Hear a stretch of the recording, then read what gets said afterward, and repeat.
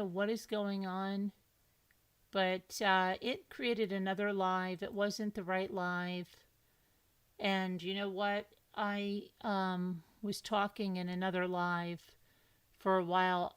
So I'm just going to play that, believe it or not, before I delete it, because I just don't feel like going through all of that again. And so let me go find that live where I was speaking. And I'm just going to put it over here and let it play just for the few minutes that I was talking in it. Let me go over here and pull this over here. Yeah, I just can't. I just don't want to go through all of that again. I don't. Really now, there's a few people that are like, oh, your sound is this and that and everything. I go back and I listen and my sound is fine. And then someone was like, well, can you put on the closed captions? The closed captions are on. You have to hit the little CC button, but it's not going to do it when I'm live. It's only going to do it on a replay. So if she was trying to do it, I don't know when, but when I tried the CC button, it worked. So I don't know. I don't know. My sound should be fine. I've tested everything, so I don't know. Don't know. Let me get rid of these here. All of that. How's that about? Get rid of that. Get rid of that. And let me get rid of that. Something is like wacko with, like, got something like yellow. Why is it like, why is there like a yellowish? Something's yellow. Yellow. Something's yellow. And when I wear my glasses on top of my head, something's weird. Hold on a minute.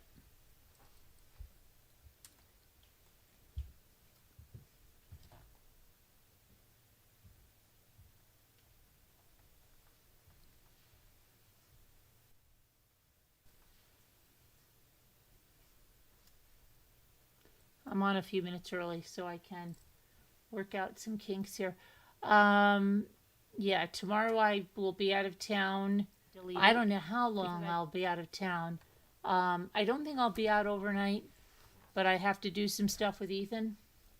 And then the next day I'll be out of town again too. I could be overnight, but I don't think I want to be. I don't think I will be, but I may be. I don't know. I'm going to play it by ear and what I want to do. So, that's the way that's going to be. But I'll check in no matter what. I'll check in. Let me try to find YouTube. Here's YouTube. Is this YouTube? Let me see. Hello, Gail B. Why is this so large? Okay. The other thing I want to go over is that earlier today we had an auction. And now somebody did contact me to buy one of the bold packs and the watercolors. So those are sold.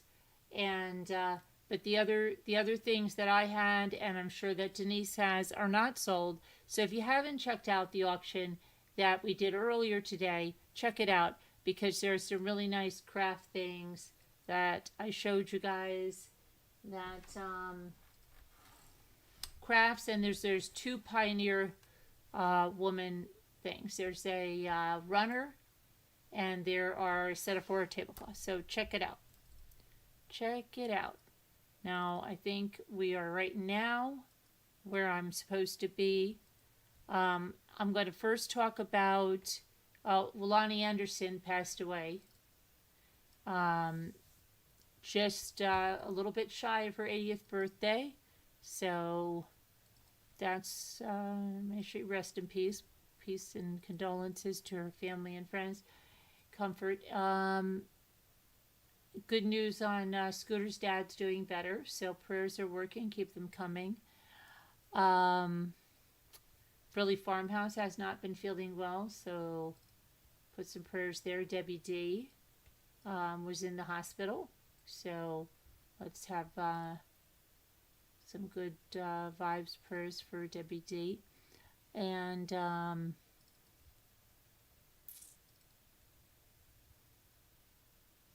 Gail.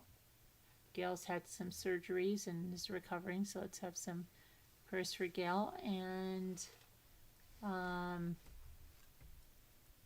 what else?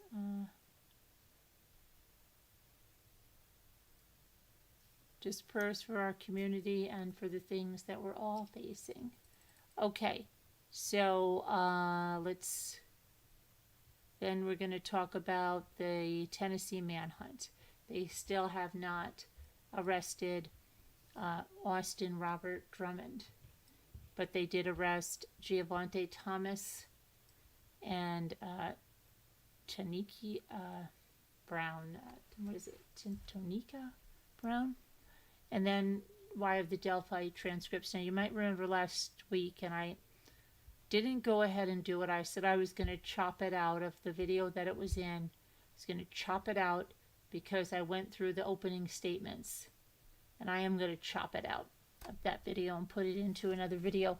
But we're going to start going through the transcripts of the trial. And that's going to be the other thing that we're doing. So let me make sure that we are live, because I'm just getting nervous because we're not live. Something happened. I've been talking all this time. Gail, can you hear me? Because it doesn't... Okay.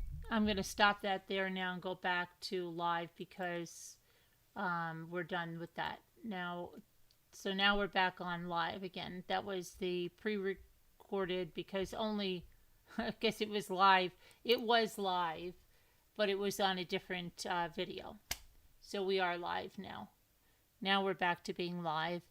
And I hope that my sound is coming through and you can hear me loud and clear. So we're going to go to the Tennessee now case and see what's been going on with that. I was today, again, visiting with my brother and his family. Who's up, my nephews and their kids and all that good stuff. And then our kids went tubing down the Delaware. Then they came back and to do a bunch of college stuff. And we had some dinner and what else? It's just been a whirlwind day of everything, but a good day, a good family day. All right, so let me get our Tennessee info up, okay? And then we'll move to Delphi for that manhunt for that Austin Robert Drummond.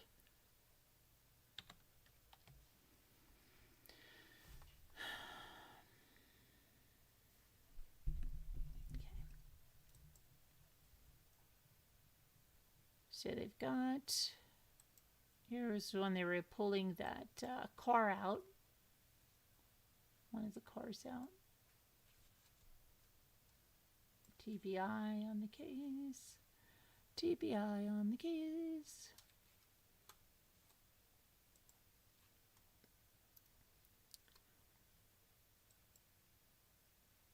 Okay, so let's get over here now. Search is continuing for the man that the investigators believe is responsible for killing a family of 4 and abducting the 7-month-old baby girl who was left alive in a car seat on a lawn, just a random lawn. I believe that lawn was about 40 miles from where the murdered family was found. On July 29th, authorities began investigating after someone abandoned the infant in a car seat outside a stranger's home near Old Highway 20 in the Tigrit area. Dyer County Sheriff's Office said a dark-colored minivan or a white mid-size SUV dropped off the infant at around 3:11 p.m. A witness saw the baby and called 911. Emergency crews responded. They evaluated the baby, who appeared safe, and then they worked to identify the baby. Authorities later determined that the abandoned baby was connected to a crime scene that was in Lake County with 4 deceased individuals. District Attorney later confirmed that the 4 deceased individuals were the family of that abandoned baby. They were the parents, mother and father, the grandmother, and the uncle. Grandmother was 38, the uncle was 15. Parents, I believe, were 21 and 20. 21 for the father, 20 for the mother. Adriana Williams is the mother, 20 years old, 21 years old. Matthew Wilson, and then the maternal grandmother, 38-year-old Courtney Rose, and the child's maternal uncle, 15-year-old Braden Williams.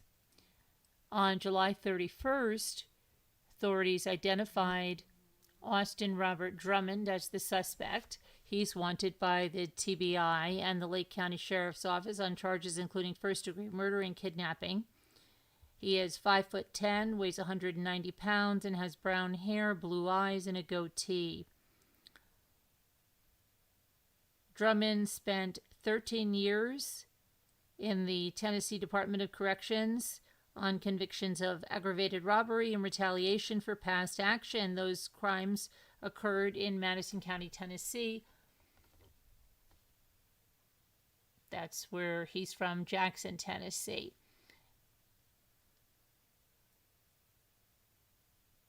Drummond was out on bond when investigators found the family of 4 dead in Tiptonville, Tennessee. While in prison, Drummond picked up an attempted murder charge. The week he was released from prison on the time he spent for the robbery charges, he was indicted and taken back into custody on the attempted murder charge, but he bonded out with $30,000 after being arrested on that charge. When Drummond was in prison on those aggravated robbery charges, the local district attorney wrote a letter advising against paroling him.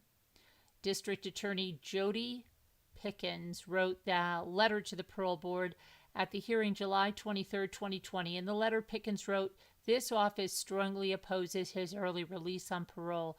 Austin Drummond is a dangerous felony offender and confirmed member of the Vice Lords."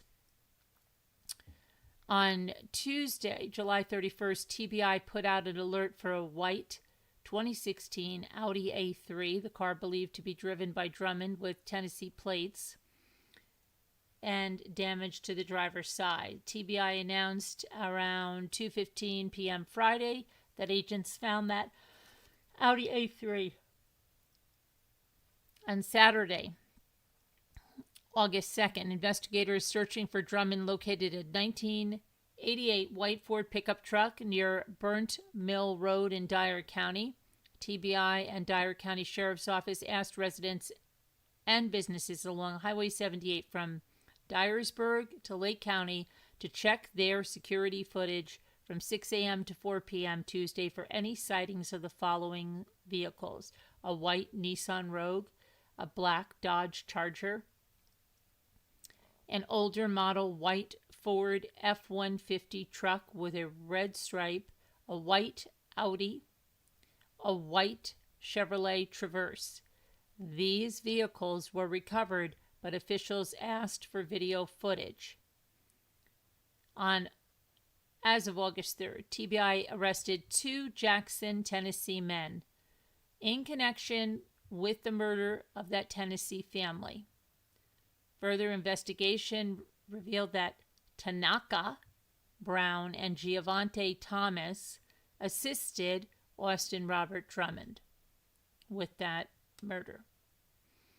Thomas and Brown are charged with accessory after the fact to first-degree murder. A reward now totaling $17,500 has been offered for information that leads to Drummond's arrest. The TBI is offering $7,500 and U.S. Marshals Service offering up $10,000 for any information leading to the arrest of the man authorities believe are responsible for the murder of that Tennessee family. Authorities say that Drummond should be considered armed and dangerous If you have any idea where he is, TBI is urging you to call authorities immediately at 911 or 731-415-7962 or 1-800-TBI-FIND or 731-333-9811.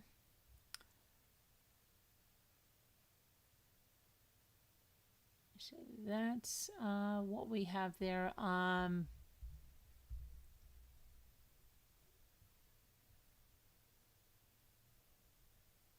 Yeah, let's see what you guys have to say.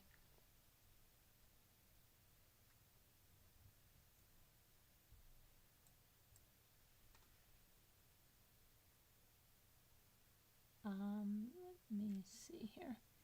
So, yeah, that's the Manhunt. And now we're going to move on to Delphi.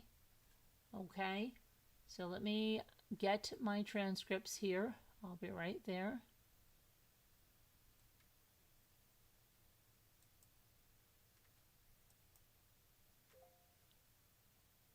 Let me grab my Delphis. So we started this right before that.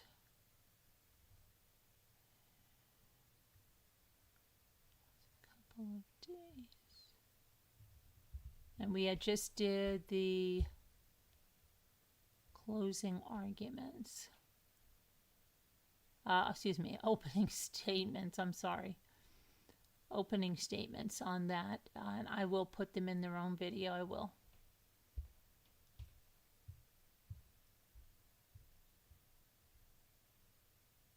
Just looking at my downloads, and if I don't, oh, where's my glasses? Let me just get them. Okay.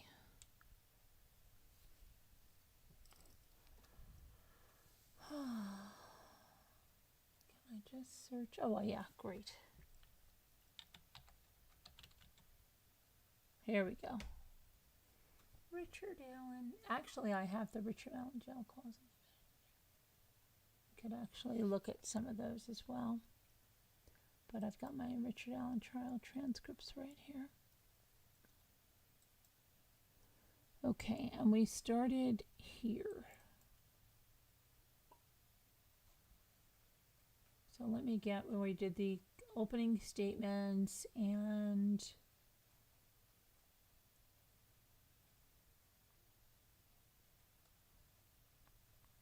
it started on page 9, if I'm not mistaken.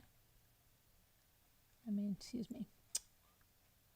It wasn't in this one. Let me see.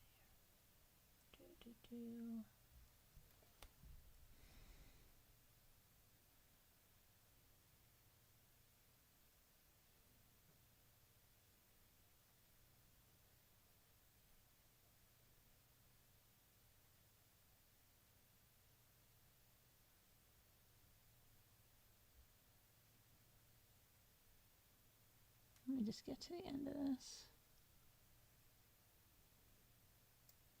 So I think it was in volume 10. Let me just check it out. Check it out. Well, where's my little folder thing?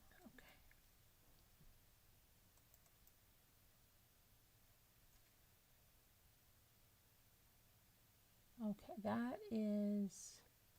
All right, so we were here.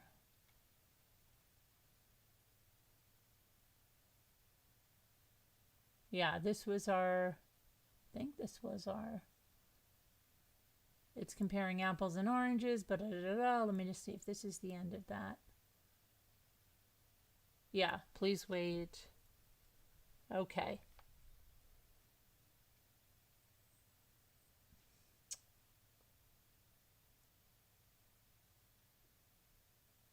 The defense will tell you 2 different people using 2 different knives. There's evidence of that, and that's what the evidence is. Okay.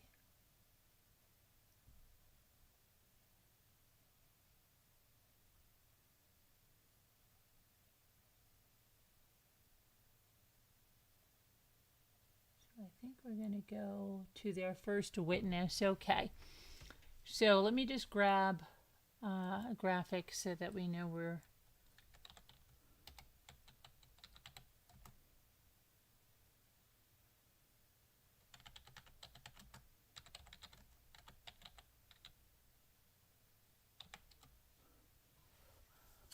All right.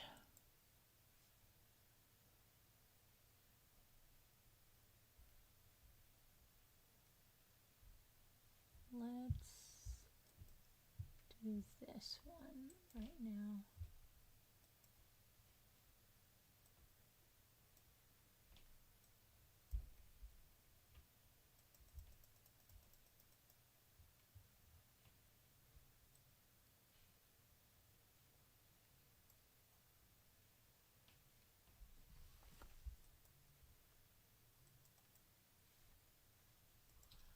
Okay, so back to the transcript, and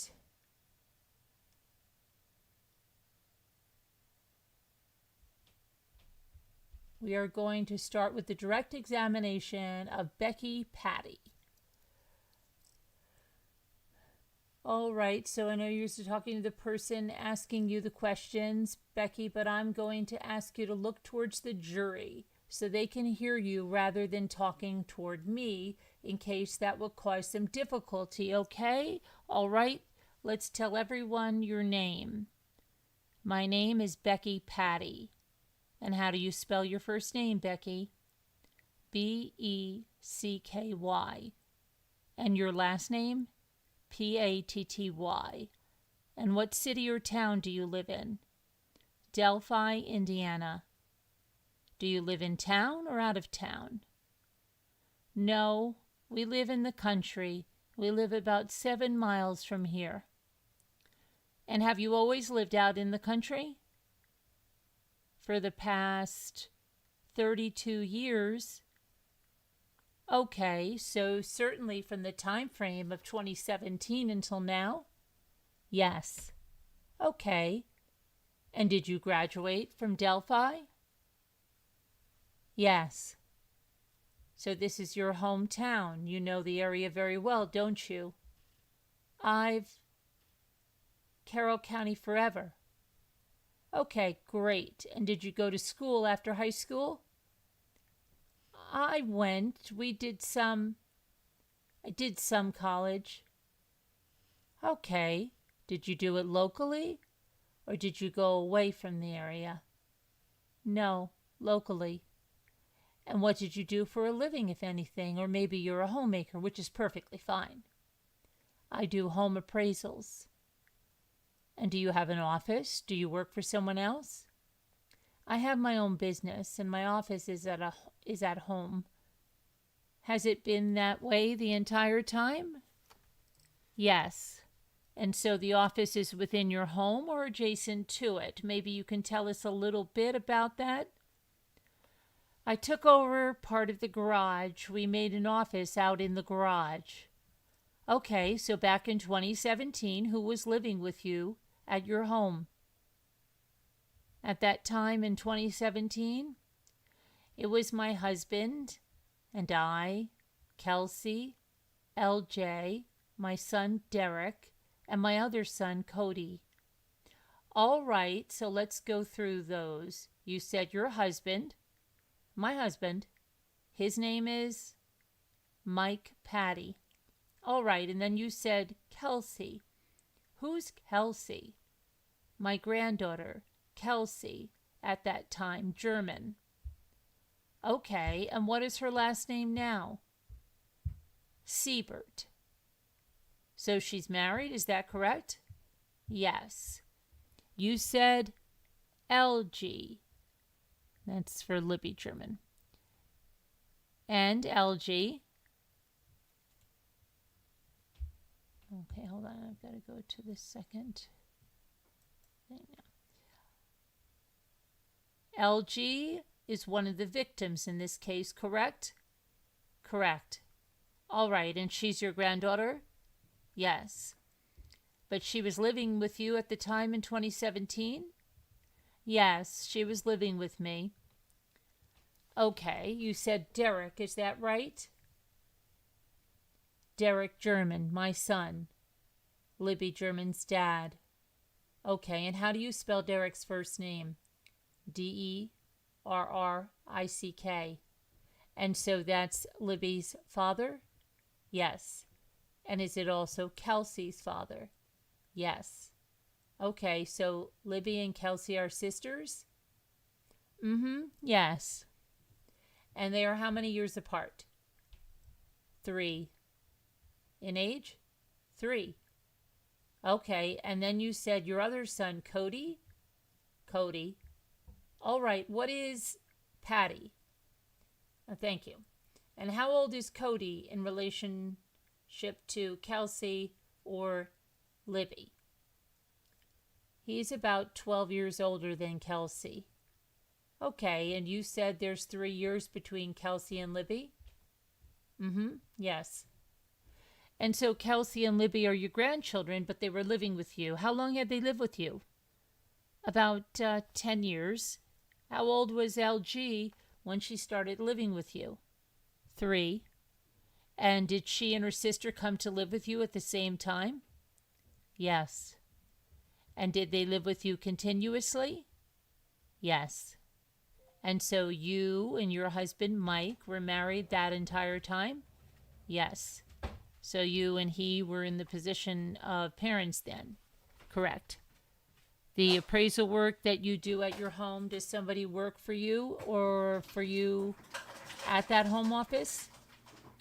At the time, my daughter worked with me. She was there. And then I had an office girl that was there at the time. Okay. Why don't you give us their names so if someone hears reference to these people, they'll understand how they're related to that home office. My daughter is Tara German. And the girl that was helping me is Jennifer Johns. So did you operate this home office just like you would operate your business if it was in another location as far as having certain office hours, or how did that work for you? Yes, I tried to work from 8 till at least 5, so we had pretty consistent hours. And so they would show up for work every day, just as if your office was in town, correct? Yes. All right. Is that a Monday through Friday business? Unless we were busy. And then what happened? Then you work later. Okay. Weekends too? Yes. How long did you have this appraisal business prior to 2017? Prior to 2017, probably 15 years at that time. I've had it for about 22 years or so now. Okay, so it was well established. Yes. But February of 2017. So you're raising Kelsey and Libby. Yes. And what grade was Libby in February of 2017? 8th. Would Libby call you Mom or Grandma? Oh, Grandma. And tell us a little bit about her as a student. What was she involved in? Give us a sense of Libby. Libby was very active and very, very smart. From 3rd grade on, she was in all accelerated classes. She was in Math Bowl, Battle of the Books. She would have graduated a year early and would have, her senior year would have been doing college classes. She was very intelligent and active in sports. She did, let's go in order. She did volleyball, then swimming, then softball, then soccer. She was in a sport year-round. And if she wasn't in sports, she was asking to do something. She was either at our house, my house, or at her Aunt Tara's house. And that Aunt Tara is the one you said worked with you in your home office? Yes. She was very accessible, Aunt Tara? Oh, yes. And she had 2 boys that were the same age as the girls, and so we did everything together. Okay, and so did your daughter Tara and her teenage boys also live in Delphi? Yes. So they would have attended the same school? They attended the same school and they all rode the bus home to any house. Okay, perfect. In addition to sports, and you said math bowl and another academic club, was she very active in having plans with her teenage friends? Yes. Okay. Yes, she would frequently spend the night with friends or friends were at our house. So is it common then for her to have friends at your home where you got the chance to get to know them? Yes. So let's talk about Abby then. Is that a friend of Libby's that you were very familiar with? Yes, she actually went on spring break with us. Prior to 2017, is that a yes? Yes. Okay, and would she spend the night? Yes. And were you familiar with her mother, Abby's mother? Yes. Were you and her mother in communication with one another if the girls were making plans? Like, did you have her phone number? Yes. Let's do it that way. Yes, I had her phone number. Okay. And she would have yours as well? Yes. Especially since she went on spring break with you, you would need to communicate, correct? Yes. And so in that particular school year of 8th grade, we're more than halfway through it in February, correct? Correct. Were Abby and Libby participating in certain school activities together that you know of? They were both in band, so they had band together. They both played volleyball together. I don't know what classes they had together because a lot of Libby's classes were the other classes, so I'm not sure what all classes they had together. Okay, is Delphi a very big school? No. And the middle school then would be the same, correct? Correct. And so do you have any sense of how many kids there were in the class with Abby and Libby? What's the class size? Well, they went to different classes, so you may have different. I'm talking about their grade. Oh, shoot. Per grade. I don't know. Maybe 100, 150? Okay. Did you know a lot of Libby's other friends besides Abby? I know several of them because, well, I was at all the sporting events, so you get to know a lot of kids. Okay, and how old was Libby at this time in February of 2017? She had just turned 14 in December. Now, at the age of 14, you certainly can't drive yet, so there was a lot of transportation being done for her and her friends. Oh, yes. And was that exclusively you, or what other members of the family participate in that? Oh, Kelsey, thank heavens she got her license. That took a big load off of us. Kelsey would take her a lot. Okay, and they're attending the same school corporation, and so that was convenient, correct? Yes. Did you provide Kelsey with a car? Yes. Do you remember what she was primarily driving in February of 2017? Yes, it was a Bonneville. I don't remember the exact year. Do you know the color? It was a cream color. It was mine before hers. Okay, and so I'm going to take you to Monday, February 13th, okay? 2017. You know what day I'm talking about. Yes.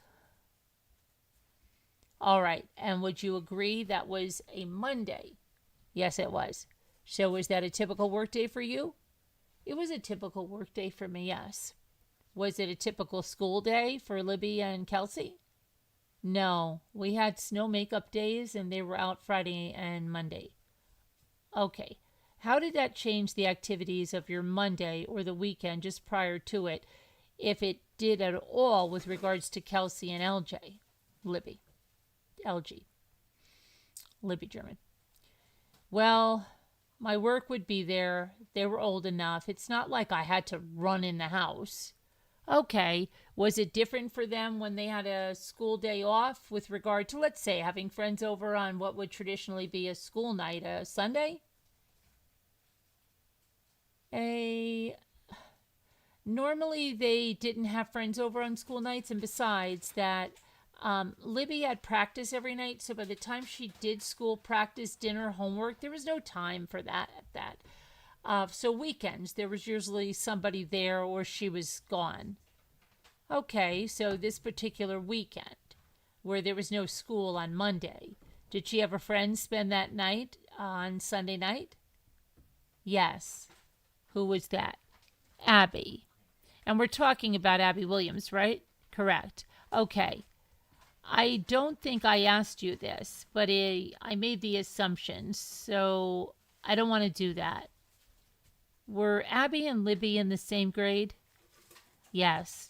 And you said they were in band together and they did some sports together? Yes. And so do you consider Abby to be a close friend of Libby? Yes. And you said she spent the night more than once. Abby did. Yes. And then she also went on spring break with you? Yes. So tell us about the morning of February 13th, 2017. What do you recall about what was happening at the house that morning since they didn't have school?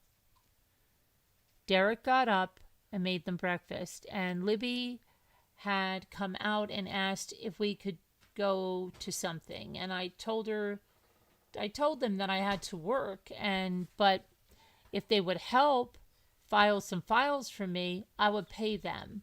And then we would go shopping or something after I got off of work. So they said, oh, okay. So they were out doing some filing and stuff for me. And then Libby came in and she was sitting on the floor in the office. And Kelsey came out and said she had to work, but she was going to go to her boyfriend's house first. And Libby jumped up and said, hey, if you're going to go in town, would you take us to the trails? And Kelsey had told her yes. And so she asked me if it was okay if they went to the trails. And I said, well, she can take you, but you've got to get a ride home because I've got to finish work and I don't have time to come pick you up. You're going to have to get a ride home. So she went inside and then she came out and said that she had a ride home, that her dad was going to pick her up. And they got ready to leave, and she came to the office door to tell me goodbye. And I told her at that time to grab a jacket. It might be chilly. It was warm out, but it might get cold. And last thing she said to me is, Grandma, it'll be okay. So when you told them that you couldn't take them somewhere, who is the them? Abby and Libby. Okay, so was Abby helping with filing? They were out. Yeah, they were out there. Okay, and they saw an opportunity to get to go somewhere. Is that right? Yes. And that kind of happened right in front of you as Kelsey put her head in to say she was going. Yes. Okay. What was LG doing on the floor? We had just gotten a new puppy a couple of weeks before, and he was out there with us in the office, and so she was sitting out there playing with him. And when she leaves the room, presumably to get ready to go to the trail, right? Yes. What is she wearing? She had on a tie-dyed shirt and a gray sweats. And at this point, were you paying any attention to what Abby was wearing? No. And that's not something that you could necessarily tell us? No. When when Libby asked to go to the trails, is it true that there are multiple trail areas in Delphi? Yes. And so when she asked that, do you have a sense of what trail she's referring to? Yes, out High Bridge. They go there a lot because there's a lot of woods and stuff. And Kelsey and Libby were both into photography, so she liked to go out there and take pictures. So when she makes the reference to go to the High Bridge Trail, you know what she's talking about? Yes. And you say she and Kelsey had gone repeatedly before? Yes. And that was something that you didn't have a concern about, apparently, correct? No. Did you feel like it was a safe area? Yes. Prior to now? Yes. When you were young, was it a developed trail like it was in 2017? I didn't do the trails when I was young, but, well, we used to go with the kids. We used to ride bikes on the trails. Mike and I would take our bikes in town, and they weren't developed like they are now. They were just gravel paths. Okay. So, when you would do a bike outing, would that include Kelsey and Libby? Oh, yes, all the grandkids.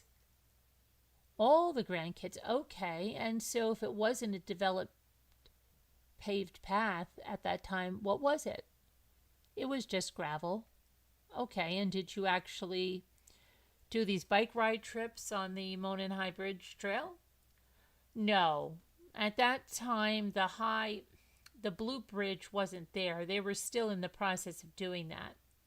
Okay, so if Kelsey and Libby visited the High Bridge Trail back in 2017, or maybe just even in the year prior, was that something they needed to ask permission for? They would always ask. That's just what you do. You don't just go. Okay. And so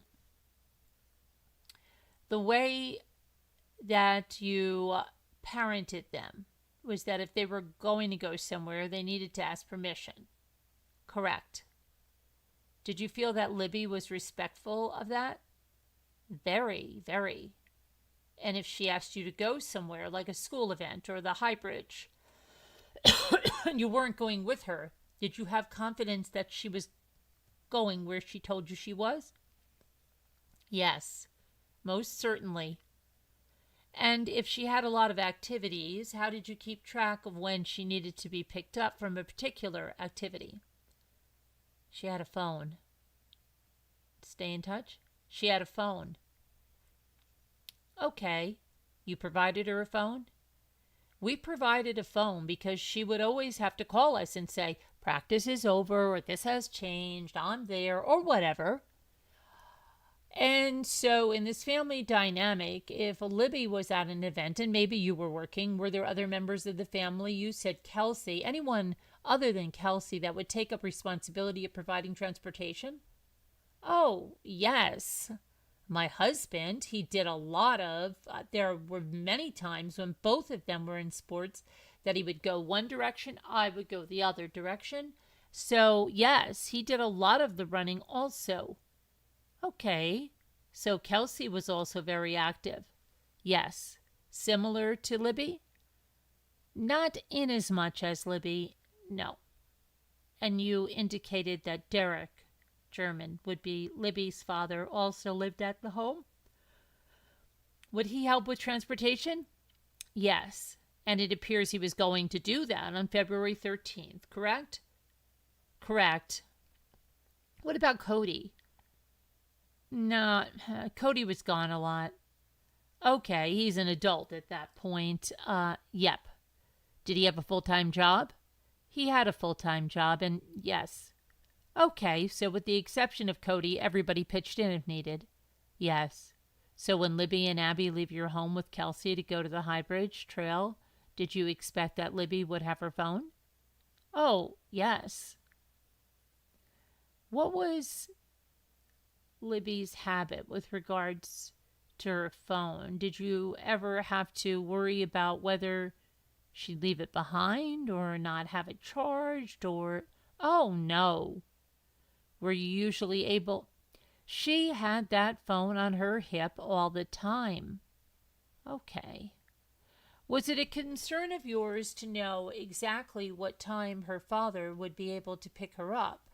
Her and and Abby up from the trail, since she had communicated. She made the arrangements with him. He told her that he'd pick her up when he was done taking some pictures for me. Okay, so he was doing some work for you at the time? Yes. And can you tell us a little bit about that? On this particular day, what was he doing for you? I had taken some pictures and I lost them, so I sent him back over to Frankfurt to take those pictures for me, to retake those photos for me for one of my reports. So he was in Frankfurt, and he had left shortly before they did. So he had told them that he would pick them up when he was done. Okay, and so you had a sense when they walked out the door that they would at least be gone for as long as it took him to do this errand for you and drive back. Correct. And had you been to Frankfurt previously for this particular appraisal? Yes. Because you said you lost the pictures. Yes. So in your own mind, you know he's going to Frankfurt. You know what house he's going to. How long did you think that would probably take? Well, he had to go to take like 5 or 6 photos, just fronts of houses. It was comparable photos, so it shouldn't have taken him probably half an hour, 40 minutes to get there, half an hour to 40 minutes to take the photos, and another 40 minutes or so to come back. So probably an hour and a half, 2 hours. Okay, and do you recall the time of day that Kelsey was leaving with the girls to take them to the trail? Yes, it was around, I think it was around 1:30. Okay, now you said you had been on the Monon High Bridge Trail to ride bikes, but what about the high bridge itself? Not the bridge itself. Okay, and on February 13, 2017, when you know that the girls, Abby and Libby, are going to the High Bridge Trail, what do you know about the High Bridge at that point? I just knew that all the kids in our family had always gone out there and taken pictures. I hadn't been down that far myself personally. And when you say down there that far, this path or trail that is gravel, you're saying you didn't take that trail all the way to the High Bridge? No. And the pictures that you had seen from you say the kids, you're talking about your grandkids? And nieces. And nieces, okay. What sense of the bridge did you have from those particular photos? Well, the photos I always saw, they were like selfies, so they didn't show the whole thing. Okay, could you tell they were on a railroad trestle? I knew it was. I knew it was a trestle. That was just common knowledge, but I didn't realize how high it was. When you ultimately saw how high it was, were you surprised? Most certainly. Surprised that they would be on the bridge? It wouldn't surprise me out of Libby. Okay, tell us about that. Libby wanted to try everything. She was, as a matter of fact, at our last vacation, we had made reservations to go parasailing because that was what she wanted to do. She got her Aunt Tara to do one of those where you jump and swing. She liked adventure, and she sounds brave. She was brave. She was. She wanted to try anything once. Okay, did you consider her to be outspoken? It would depend. She was polite, but if you were out of line, she didn't have a problem telling you. Was that the same for people of her same age versus adults or anyone? How was her interaction with adults? Very good. She was intelligent. Her thought processes amaze me. She had more reasoning powers than I did, you know.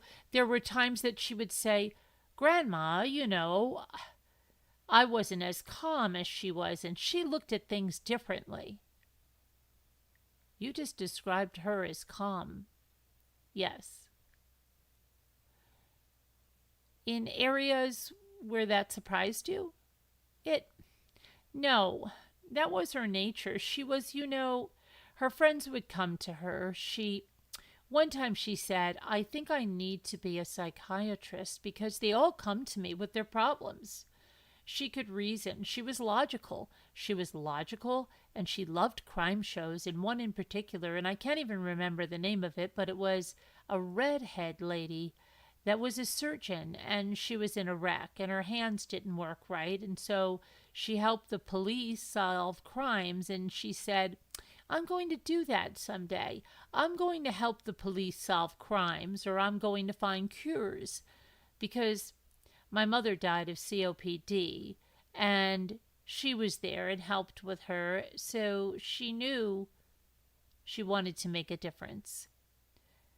And so she was referencing to her great grandmother? Yes. Okay. And so she was the type of teenage kid that would communicate with adults without being fearful. Oh, yes, yes. Did she have a sense of danger with regard to situations or people? She had a good intuition. Okay.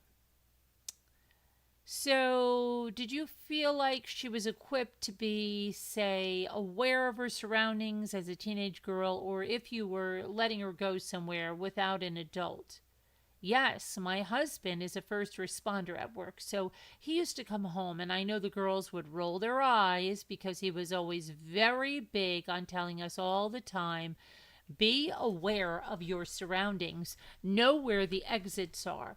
No, I mean, he was always going over this stuff with the girls, so she would hear it over and over, so yes.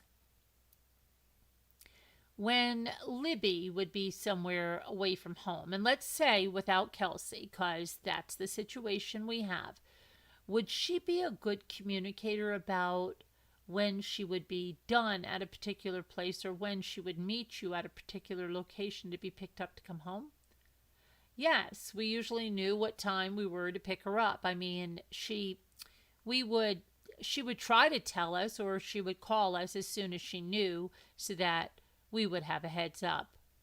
Okay, and if she went to a place with permission and the plans changed and she wanted to go somewhere else, let's say they're at a game and a bunch of people are going to go out and eat afterwards. Was she a good communicator about getting permission to do so?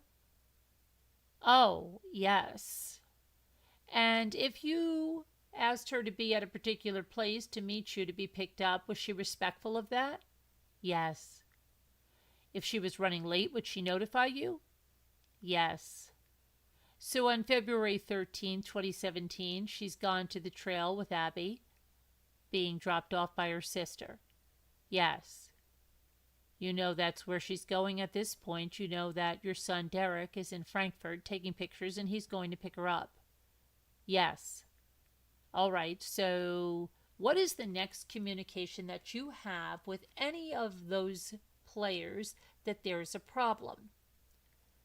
It was about 3:30 or so. Derek called me and he said, I've been calling Libby and she's not answering her phone, and I'm here at the trailhead to pick her up and she's not here.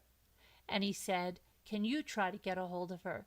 So at that point in time, I started calling her and texting her. And my daughter, who was there in the office with me, she started calling and texting.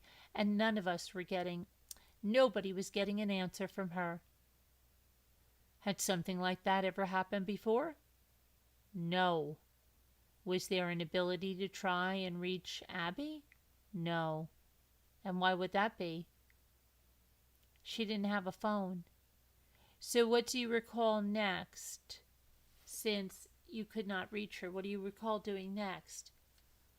Since we couldn't reach her, I knew that wasn't Libby. So I decided that maybe we needed to go there and look for her. So I called my husband at work and I said, Derek's at the trails to pick up Abby and Libby, and they're not answering. So we're going to go up to the trails and start walking the trails and looking. So Tara went ahead and left to go start looking, and as I was walking out to get to my car, Cody pulled up coming from work and asked me what I was doing, and I told him.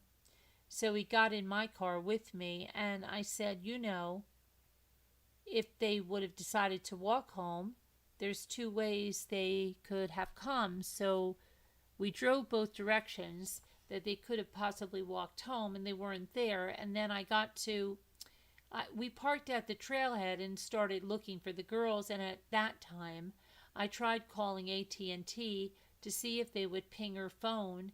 I was on the phone with them for some time and they wouldn't do it. So you provided Libby her phone? Yes. Is that correct? Correct. And so who all was on your phone plan? It was my husband, Kelsey, Libby, and me. And what about Derek? Oh, and Derek. Okay, so all 5 of you? Yes. So when you get to the trailhead, let's be a little more specific, a little bit more, so they can relate it to other references to the trail. So what trailhead are you referring to? Does it have a reference with regards to the Mears entry? Okay. The Mears is what we always called the trailhead at that time, the Mears lot. And would you agree that it's called the Mears entrance because there's a big Mears farmhouse across the street and it has the name on it somewhere nearby that tells everybody it's the Mears. It has that big historic building, and then I think they actually, where the red gate is, they actually own the land between the road and the trail. Okay, the trailhead, we're not talking about a developed parking lot, are we? Oh, no. I parked in the ditch. Okay, and this area that you're talking about, how many cars could pull off the road and park there, would you say? In front of the gate, you could probably get a couple of cars. You could probably get a couple. I remember walking past 2 cars. Was one of them your son Derek's? Mr. Rossi says. Could you repeat that? I couldn't hear you. Was one of them your son Derek's car, if you remember? I don't. There were 2 cars that kind of stuck out at that point in time. Okay. So you get out there. Do you actually go on the trail before you start calling AT&T? How did that happen? Yes. I was walking, and then I realized we're not finding her is when I thought I'll call AT&T because I knew that they had this thing where they could ping your phone or something. So I called AT&T and was trying to get them to. I told them that my granddaughter, we couldn't find her. And I asked if they could locate her phone and do that location thing, the locator thing or whatever. And so I was on the phone with them for some time. And they told me I could download it. And I said, I don't have her phone. So no, and then after I got done with them, I realized it was starting to get dark. It was after 5. And at that time, my husband Mike walked up to me, and I told him that we needed to call the police or do something because it's going to get dark, and Libby's afraid of the dark. Okay, so you were walking and trying to communicate with AT&T for assistance. Are you walking on this gravel path you described that you had biked or ridden a bike on before? I was walking on the whole time. Okay, I was walking the whole time. Did you ever walk all the way down to the high bridge? I don't remember. It's okay if you don't. I was arguing with them. Okay, at that point, are you pretty much on your own walking and with the phone talking to AT&T and the others are dispersed looking? My grandson was with me part of the time, but I don't even know where he went. And what grandson are we talking about? Peyton. And that's one of the children of Tara? That's one of Tara's. So it's starting to get dark. No one has found them, correct? Yes. Yes, okay. And you're communicating with your husband, Mike, and you guys make a decision to call law enforcement. Yes. Okay. At that point, had you communicated with Abby's mom? I had tried calling her a few times in between, and I couldn't reach her. So when I told my husband we needed to call the police, I told him that I was leaving and going to her house to see if I could find her. So did you drive your own vehicle when you left? Yes. And there will be discussion about Hoosier's Harvestor and video. When I say Hoosier Harvestor, do you know what I'm talking about? Yes. And so when you came to the trailhead to look for Libby and Abby, would you have passed the camera coming from your house to the trailhead? Would you have passed the camera at the Hoosier Harvestor? No. And when you leave the Hoover Harvestor to go to Abby's mother's house, would you have passed the camera? Would you pass the Hoosier Harvestor? No. So your path to Abby's mother's home is the direction back towards your own home? Yes. Okay, and when you had made the effort to reach Abby's mom, tell us what her name is.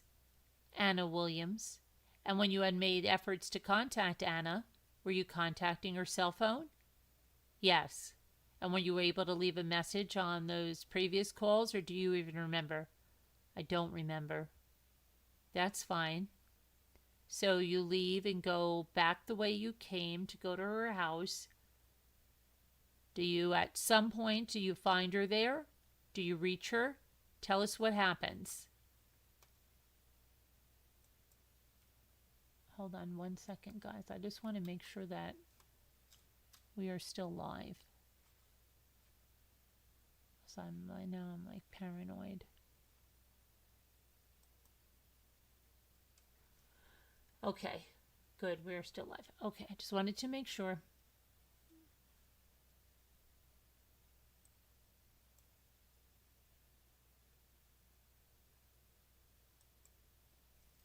Okay.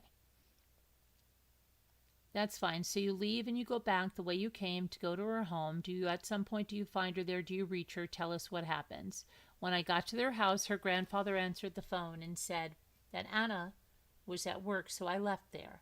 At that point in time, and I was going to go to Anna's work, but I was most of the way there when she called me. And at that time, I don't know why I knew this, but I told her that we needed to go to the police station. So we met at the police station. You said that when you got to the house, her grandfather answered the phone. Did he answer the phone? Door. Or answer the door. Door. Sorry, door. When he said Anna's at work, did you already know where she worked? Well, he told me, but I knew it was at the dock. And I'm going to the dock. Is that a Delphi establishment? It's a restaurant. Okay, but it's in Delphi? Pittsburgh, which is outside of Delphi. Okay, so when you leave her residence and you go to the dock, does it take you back past the trailhead? From her house? Right. No. So she meets you at the police station? Yes. Had you had any communication with Anna Williams that particular day since Abby had spent the night at your house the night before? No.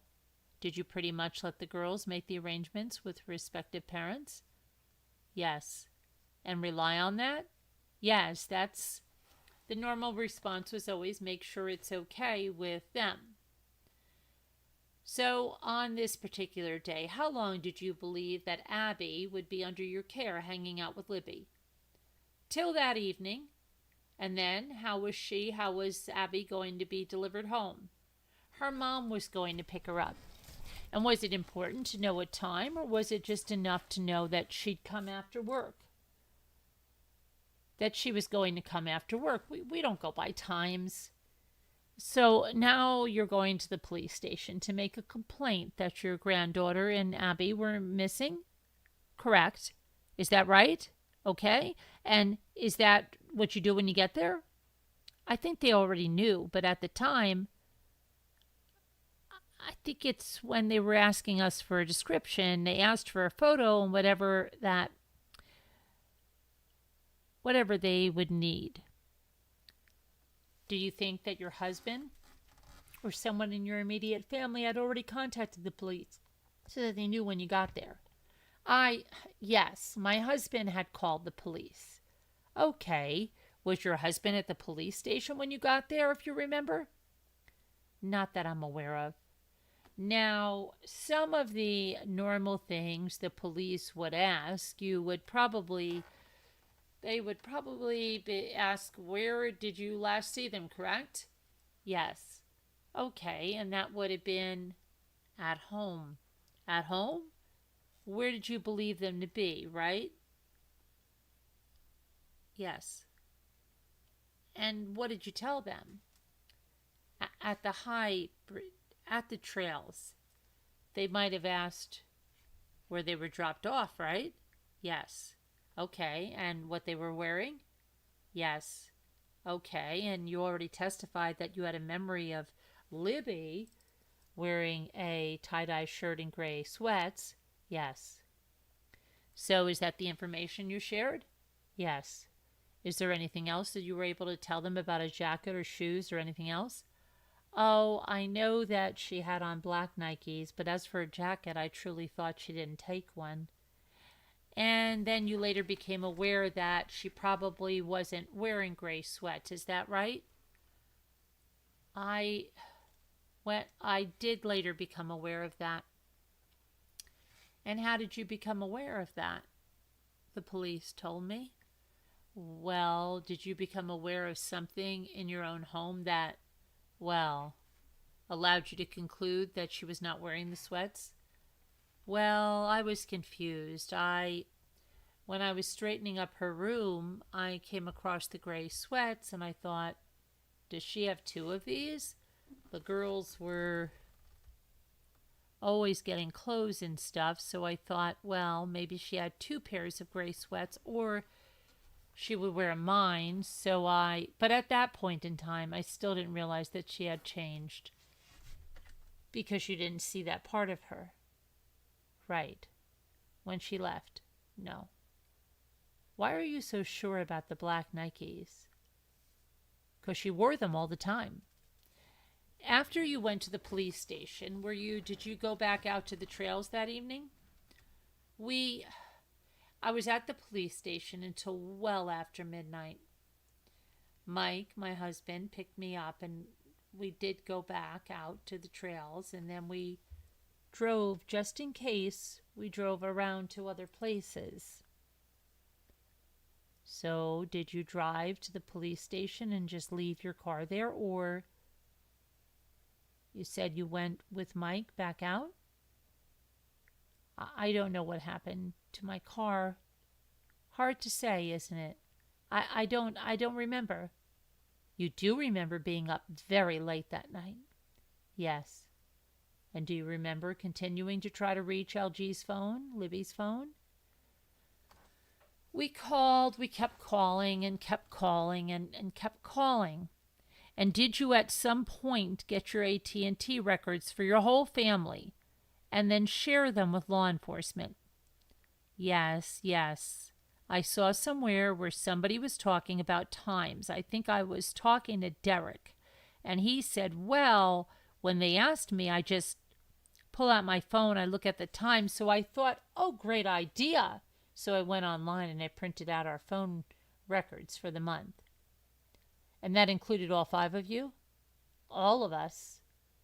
Were you part of a search party? Well, let's talk about that night then. So you at some point go home.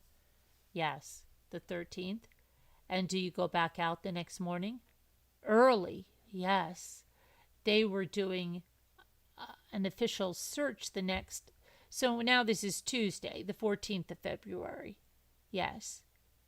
They were doing up an official where everybody met at the firehouse, and they put you in groups, and you had a leader, and they said that we're doing a grid search. They were doing up a grid search. And what area did you look in on that particular day, if you remember? Oh, I do, because we were right down the road from my house, and they had us walking out across these fields, and just in case. Okay, and so this area in these fields close to your house, was that away from the trail that they would have actually been on? Yeah, yes. Okay. The trail did not include this area? No. Of the fields? Not at all. Okay, so you were looking in an area where there might have ended up if they had tried to walk home? Yes. Okay, so between the trails and your home, you were assigned to an area? Yes. Where were you when you learned that they had been found? We were walking back to the car because we had gone as far as what our grid was, and we were walking back, and a friend of ours came running up to us. My daughter Tara was in my group, and a friend came running up and said, "They found them! They found them!" So we ran to our car. We ran to the car, and I went to the trailhead, Mears trailhead, and I went running up. There was a fireman standing there, and I went running up to him, and I asked him, "They found them? They found them? You need to take me. You need to take me to Libby." And he kept trying to tell me that, no, they hadn't. They hadn't. He hadn't heard yet. And I remember turning around, and my sister was sitting on a wagon, and she was just crying. And what sister was this? I'm sorry. My youngest, Melissa. And she was sitting there crying. And I went running up there. I said, "Hey, they found them." And all she could say was, "I'm sorry. I'm sorry." I said, "No, they found them." She wouldn't tell me anything. I found out later she was part of the people that found them. And I remember about that time my husband came up and some of my family, and they were taking me back to his truck, which was parked in the Mears driveway, and he sat me in the truck, and I think he went back to talk to somebody, maybe to find out what was going on. And I remember sitting there, and I couldn't understand why they wouldn't take me to her. And as I'm sitting there, the coroner's van came driving by, and that's when I realized that they weren't alive. And then, a little while later, my husband came back to the truck and said that they were calling us all, the family, up to the firehouse, that they needed to talk to us. So your initial reaction then to someone saying we found them was that they were found alive and well. Yeah, that's what well, they wouldn't say anything more. I didn't even cross my mind when they told me. I just thought they found them. And you said your sister Melissa obviously was having a different reaction, correct? Yes. And what was Melissa's last name at that time? Lowry. I'll pass the witness, Judge. Mr. Rossi, Mr. Baldwin, and Mr. Baldwin is going to do the cross-examination of Becky Patty, the grandmother of Libby German. Libby was, you said on direct examination, outspoken? Yep, yes. She would speak her mind. Yes. Whether it be to young kids or adults alike, was she? Yes. Pretty equal opportunity there. Yes. Okay. She stood up for herself and others? Especially others. Especially others. And if needed, she'd get vocal? Would that be true? She would tell you what she thought. Did she have a good voice? How was her voice? Was it, she had a low voice. I'm sorry? She had a low voice. A low voice, kind of like mine, but not as low as this, probably. She just had a low voice. A lower voice? How was it strength-wise? Where, some people are soft-spoken like this, and others are a little bit louder. She was just normal. Normal, okay. On the 13th, that's Monday, after you realized the girls were missing, you saw flashlights kind of everywhere looking for the girls. Is that right? Yes. Okay, and you thought, wow, there's a whole lot of people out here helping now. Is that right? Yes. Did you ever learn, or were you ever able to get AT&T to start pinging? No. Okay, you don't know one way or the other. I don't know whatever happened with them. Fair enough. You said the police told you that Libby was not wearing the gray sweatpants. Is that correct? It was much later. Okay. Can you give me an idea of how much later? No. It was probably years before I realized. Okay. Was it before Mr. Allen was arrested? I couldn't even tell you that. That's fair. Did you just 2 days ago provide your DNA to police? Yes, one of the times. Oh, you've done it on other occasions? Yes. And then, okay, thank you. That's the end of his questioning. Then it goes back to a redirect by Ms. Diener. Becky, when you indicated that you saw flashlights of people looking that night when they were missing, that later that night, when you were on the path that you talked about, when you saw those flashlights? No, at the time we were driving. Oh, you were driving? We were. Okay. We were between the CPS and the Harvest store. It was in that area. So in order to assist everyone in understanding, between CPS and the highway, there was actually be away from the high bridge. Would it not? Yes. Okay. And Judge, I have an omitted question. If I could have permission to ask the court, you may. Do you know if Libby had ever been exposed to handguns? No, I mean my husband has some guns. He hunts. Would you say your husband has guns? He hunts. I picture in my mind a long gun, a rifle, a shotgun. What do you mean when you say he has hunting guns? Oh, that's what he has, shotguns. And when I'm asking you about handguns, I'm talking about something significantly smaller. Do you know what I'm referencing when I say a handgun? Yes, yes. Okay, so would Libby, during the time she lived with you, to your knowledge, from the age of 3 until 14, had she been around handguns? No. Do anyone in your household own a handgun that you know of? Yes. Okay, was it something that Libby would have been around? No. And that was no other questions. And let's see here. All right, this is the court now, Judge. All right, thank you, Miss Patty.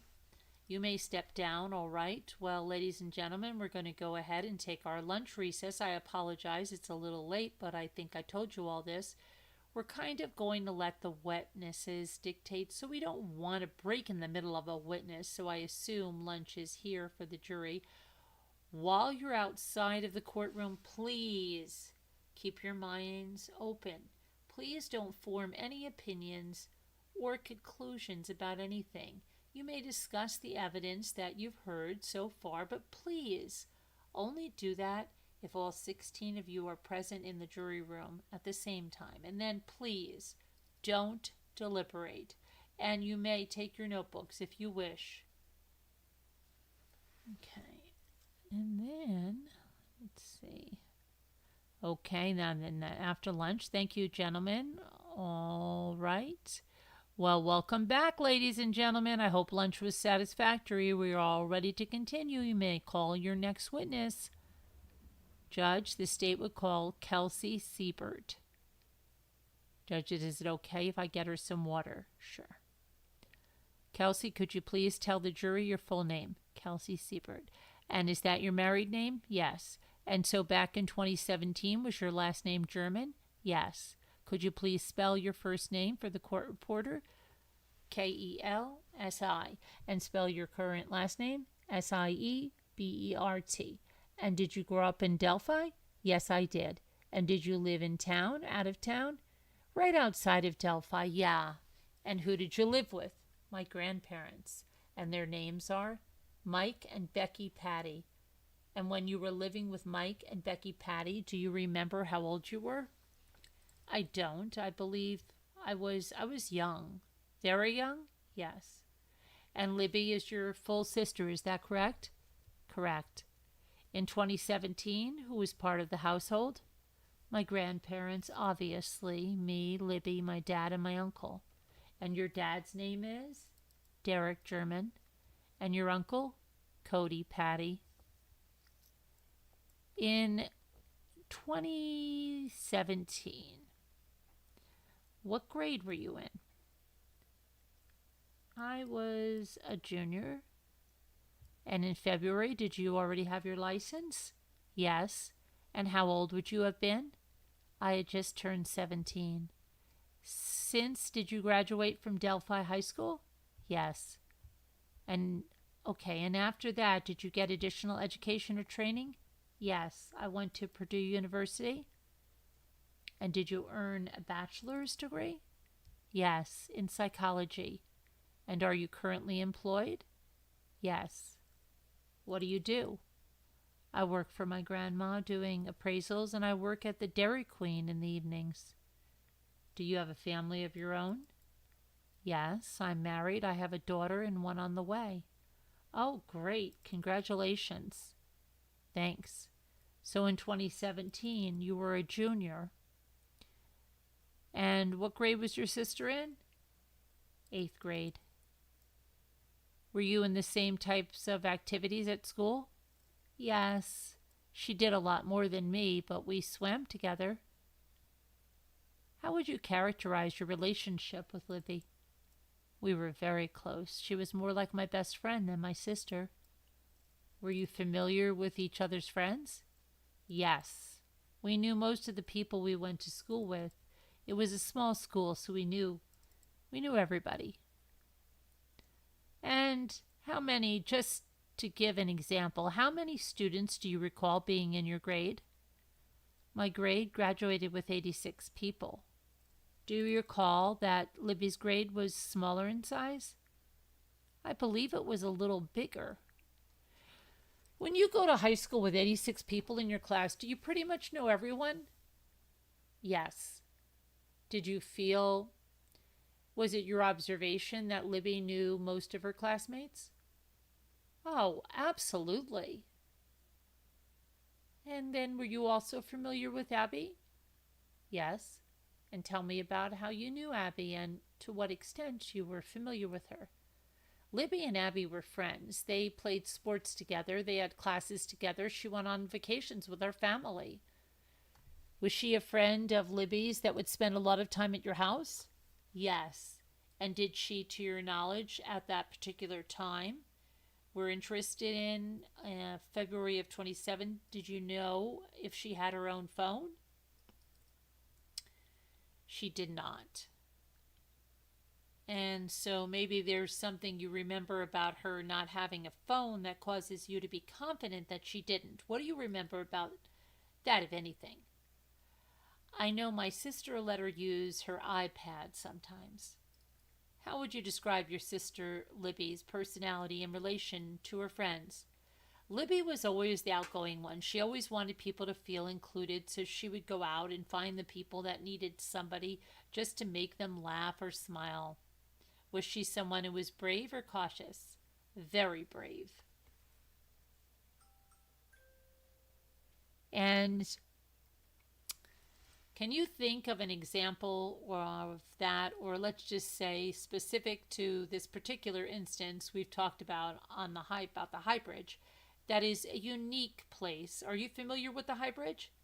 Yeah, there's a place a lot of people would go hang out, but specifically me and Libby would go there just to walk the trails. And I remember the first time that we went out there, she had to force me to go across because she was so scared. Well, I was scared. She wasn't scared at all. So she kind of made me feel silly for being scared of going across it. Do you remember how old you guys were when you did that? I had my license, so I would have been 16. So it would have been within, let's see, when's your birthday? January. Okay, so it would have been within a year. Yes. February of 2017? Yes. And when you say she went across the bridge, was that the first time for her and also the first time for you? Yes. And what do you remember about it? I remember the bridge being terrifying, the big gaps that were in it, but I wouldn't let her go across it alone, so I went with her. Okay.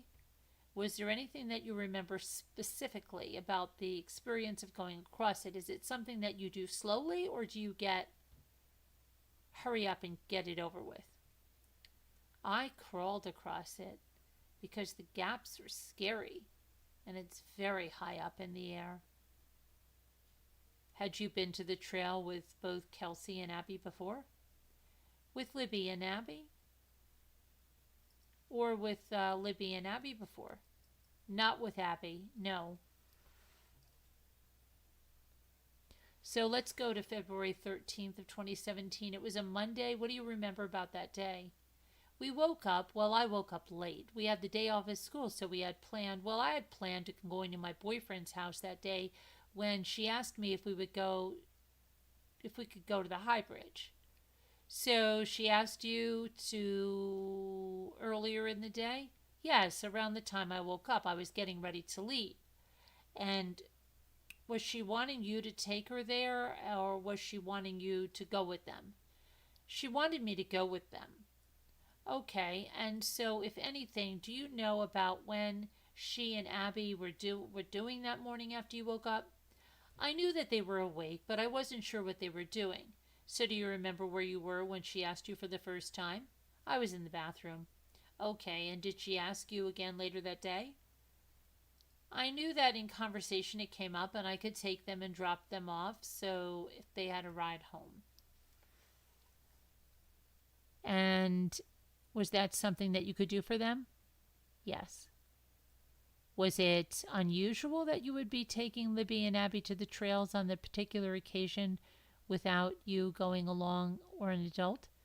No, it was a place we felt safe and there wasn't much else to do in Delphi, so did you know anything about the plans for her and Abby to be picked up later?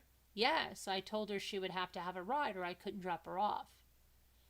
Was there anything that you're aware of that she or Abby did prior to leaving that related to going to the High Bridge? I know that they told my grandma that my sister told my grandma that they were going, and she told them they had to have a sweatshirt. Okay, and so did they take coats with them? They got them from my car. So what do you know about what they wore when they left your car or to go on the trails? I knew that Libby had a tie-dye shirt on and I had given Abby one of my gray jackets. And so you made a reference to a sweatshirt. Who had a sweatshirt? Both of them had sweatshirts when they left. Abby had one on and Libby took one from my car. Okay. Do you remember what the one Abby had on looked like? It was a gray zip-up jacket with white strings. And do you know what Libby had? I didn't at the time. Okay, and so how do you know she got something? I remember her grabbing something out of the back of my car. Okay, and so what would have been available for her in the back of your car? Lots of options. There would have been mine or hers, swimming sweatshirts mostly. And when you say a swimming sweatshirt, can you be more specific? Yeah, we were both on the swim team, so we both had sweatshirts that said Delphi swimming on them. And did they also have, sometimes kids would get their names put on the back, and did they have their names, or did they, I think they all said German, yes. So, what were you driving at that time? A white Bonneville? Had the vehicle been your grandmother's car prior to being yours? Yes. And what were the girls doing in the car on the way to the trail? We had the music playing pretty loud. Windows were open and they were just talking and taking selfies on Libby's phone. Did you become aware that your sister had posted one or more pictures that were taken inside your car on the way to the trail? I didn't know that she posted them, but I've seen them, yes. You've seen them, and if you were shown them today, you could identify them? Yes. May I approach the witness, Judge? You may. Kelsey, I'm going to show you what's marked as State Exhibit 1. I want you to take a look at it, and I'll ask you some questions. You recognize this photo? I do. And does it accurately depict Abby and Libby inside your car? Yes. And there are features in the picture that make you sure that is within your car? Yeah, the window and the door. Okay, and is the clothing that you see on them similar to what you saw that day? Yes. Okay, and so you would agree that is a selfie that you were referring to that would have been taken by your sister on her phone that day? Yes. State, I'd move to admit Exhibit 1 and have it published to the jury. No objection from the defense. The court says all right. Without objection, 1 is admitted and you may publish. Judge, is it fine to pass, or would you rather, however you wish to do it, you may pass it. Thank you, Judge. You're welcome. Can you not display that until it's been admitted?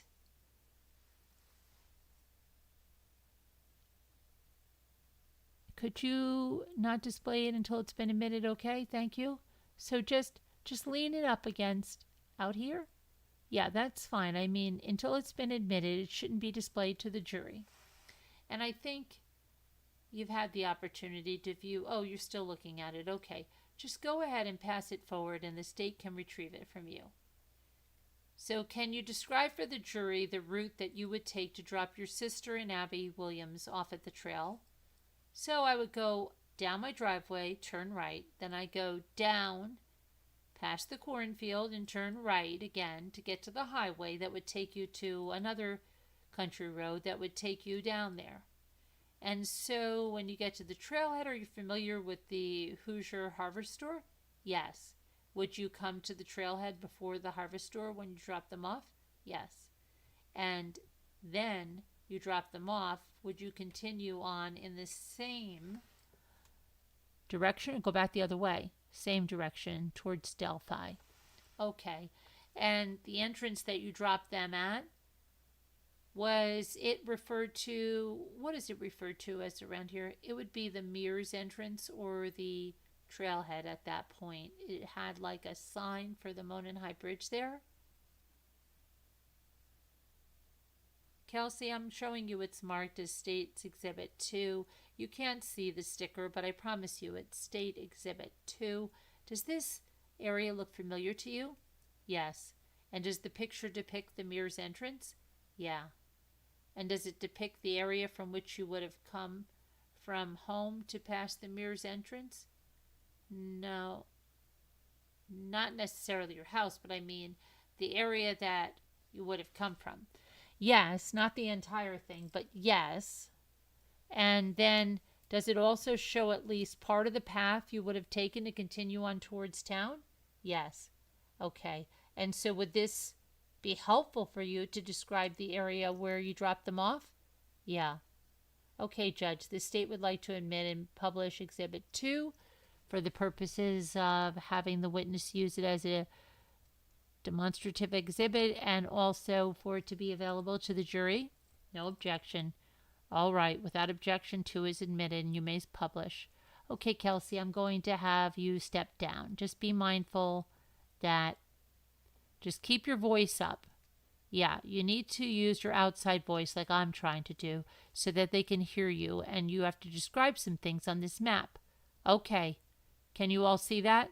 So they want to stay out. They want to stay out in front of it, except when you're identifying something so they can see, okay? So we talked about coming from the area of your home and taking them to the trailhead.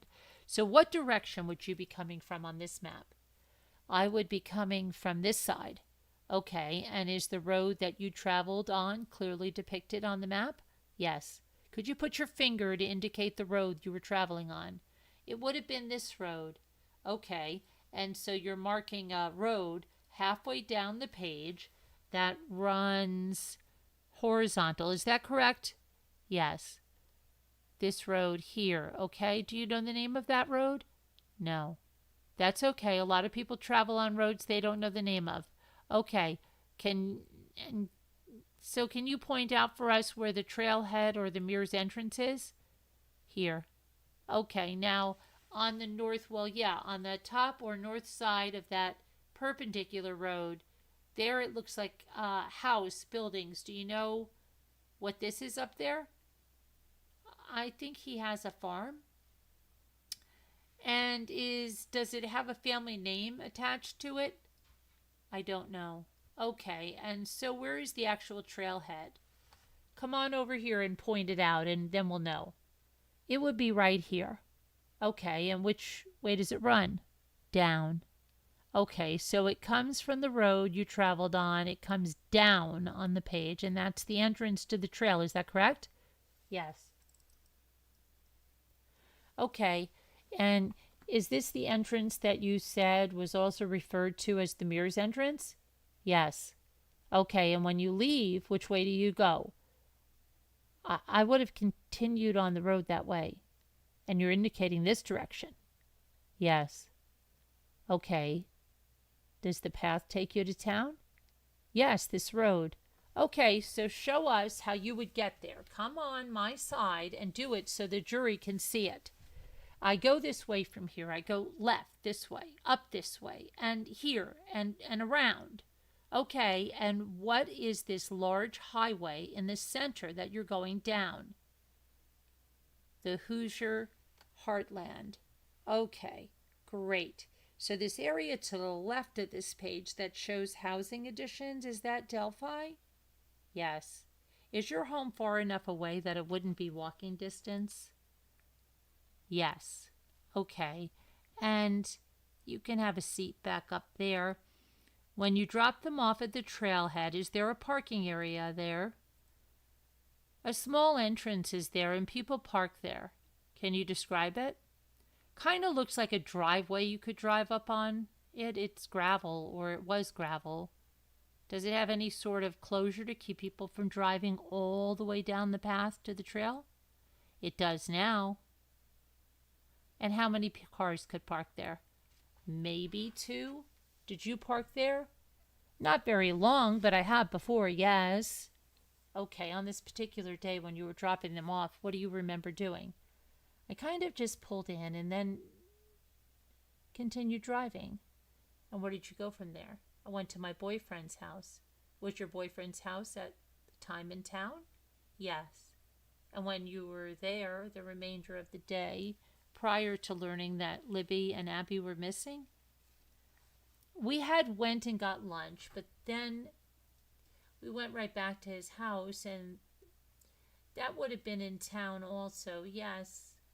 You indicated that you had to go to work that day, and that's why you couldn't go to the trail with Libby and Abby. Yes. And where did you work at the time? Dairy Queen. What were Libby's habits with regards to her phone? Did she always know where it was? Would she tend to lose it? What do you remember? It was always in her hand. And you remember her using it on the way to the trail that day? Yes. Do you know if her phone was charged? I don't know. While you were in town doing your own thing, do you at some point get alerted that Libby and Abby were missing? Yes. My boyfriend had left work already, and I was waiting at his house, so it would have been around 4 o'clock, and my grandma called me. And do you remember what time you went to town? Well, I went to Delphi, yes, around 1:45. Would that have been the time you left your home? Yeah, around there. How long would you say it takes to get from your house to Main Street where you turn off? Maybe 10 minutes. And that's from home? Yeah. And so when you learned that Libby and Abby are missing, did you try to reach her? Yeah, we were calling her. When you say we, who are you referring to? My whole family. Well, at this point, you're at your boyfriend's house, correct? Correct. And so you're calling her as soon as you find out, or did you wait until your boyfriend came home? No, I called work, and then I told them I was going to be late, and then I went straight to the bridge. You went straight to the bridge? Yes. So tell me about when you go to the bridge. I just dropped them off, and then, no, I mean when you went to look for them. Oh, when I went to look for them. Yes. My family was there, and so then we walked to the bridge, and Cody and I crossed the bridge. And remind the jury who Cody is in relationship to you. He's our uncle. And yes, he lived in the same household. Is that right? Yes. And you refer to him as your uncle, but your grandma had said, my son Cody. Can you just clear that up for us? Yeah, it's my grandma's son. Okay.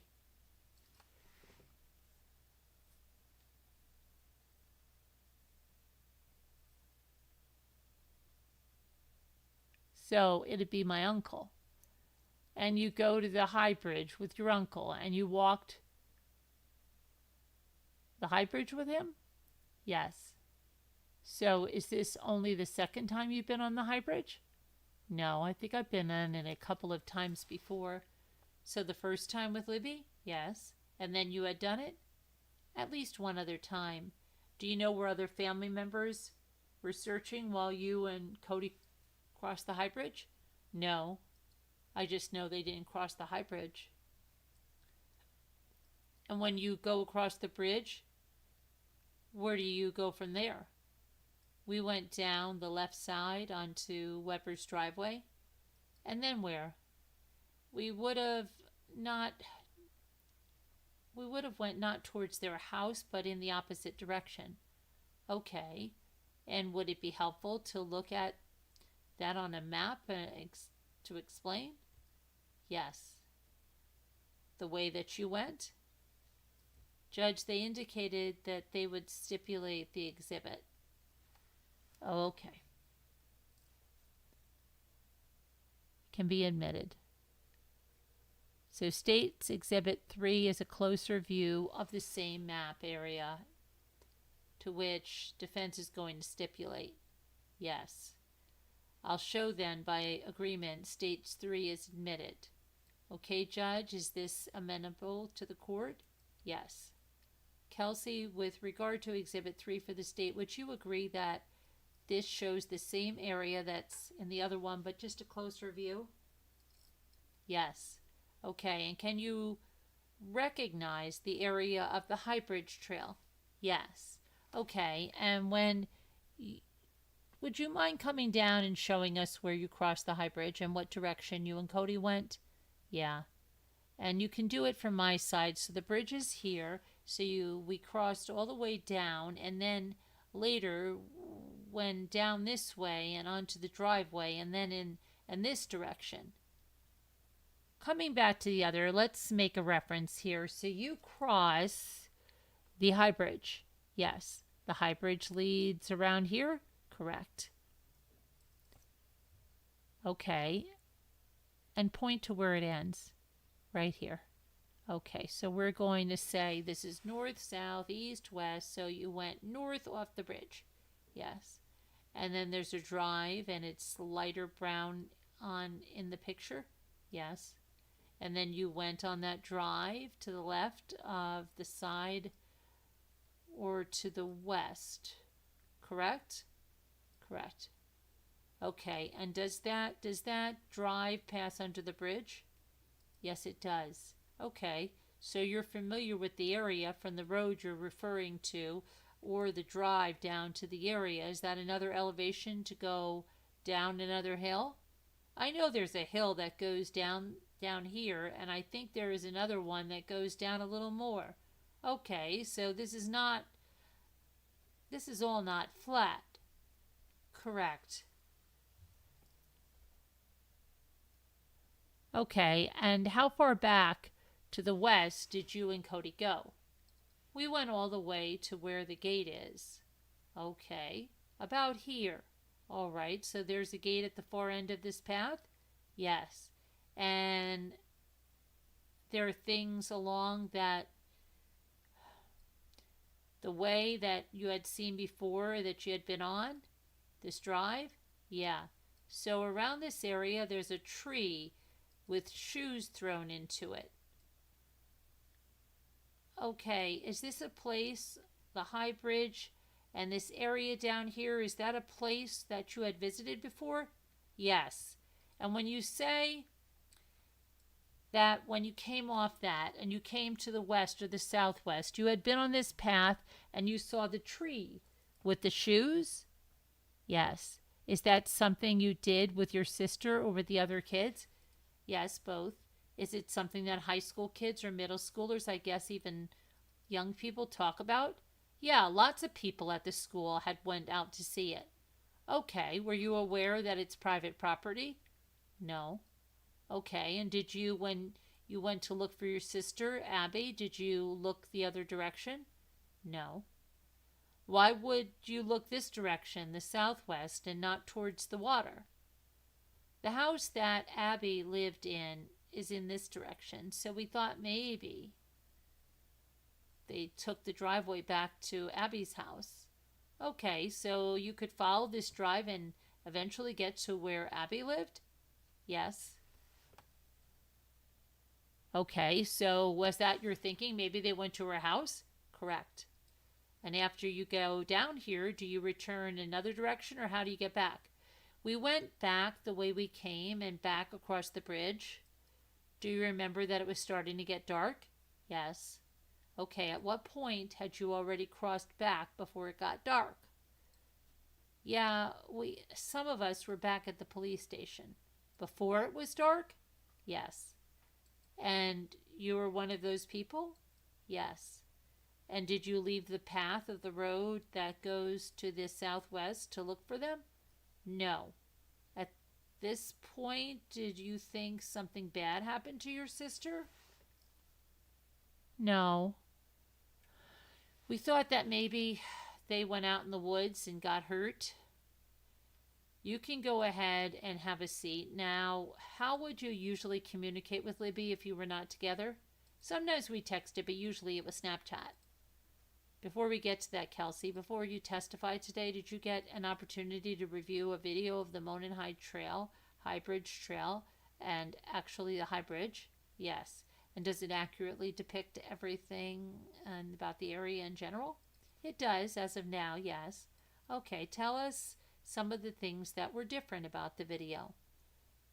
It has since been remodeled, so now the trail is paved and it's has like a gate around it so you can't cross the bridge, and they have new ties, almost like decking. Okay, some of the ties are new. Yeah, it's not like the railroad ties all the way up to the ends. Okay, so it's the part of the bridge that was original railroad ties then. Is it shorter? Yes. Because of improvements? Yes. And so if a person watches this or sees it, the bridge is going to appear much shorter? Yes. Okay. In addition, the condition of the railroad ties that are unimproved, do they look different than from 2017? They look more rotten, but yes. Okay. Does it accurately show you can what can be seen if you're walking from the mirror's entrance to the end of the bridge? Yes. Okay, so would you agree that it stops at the end of the railroad trestle that you would have crossed when you were younger?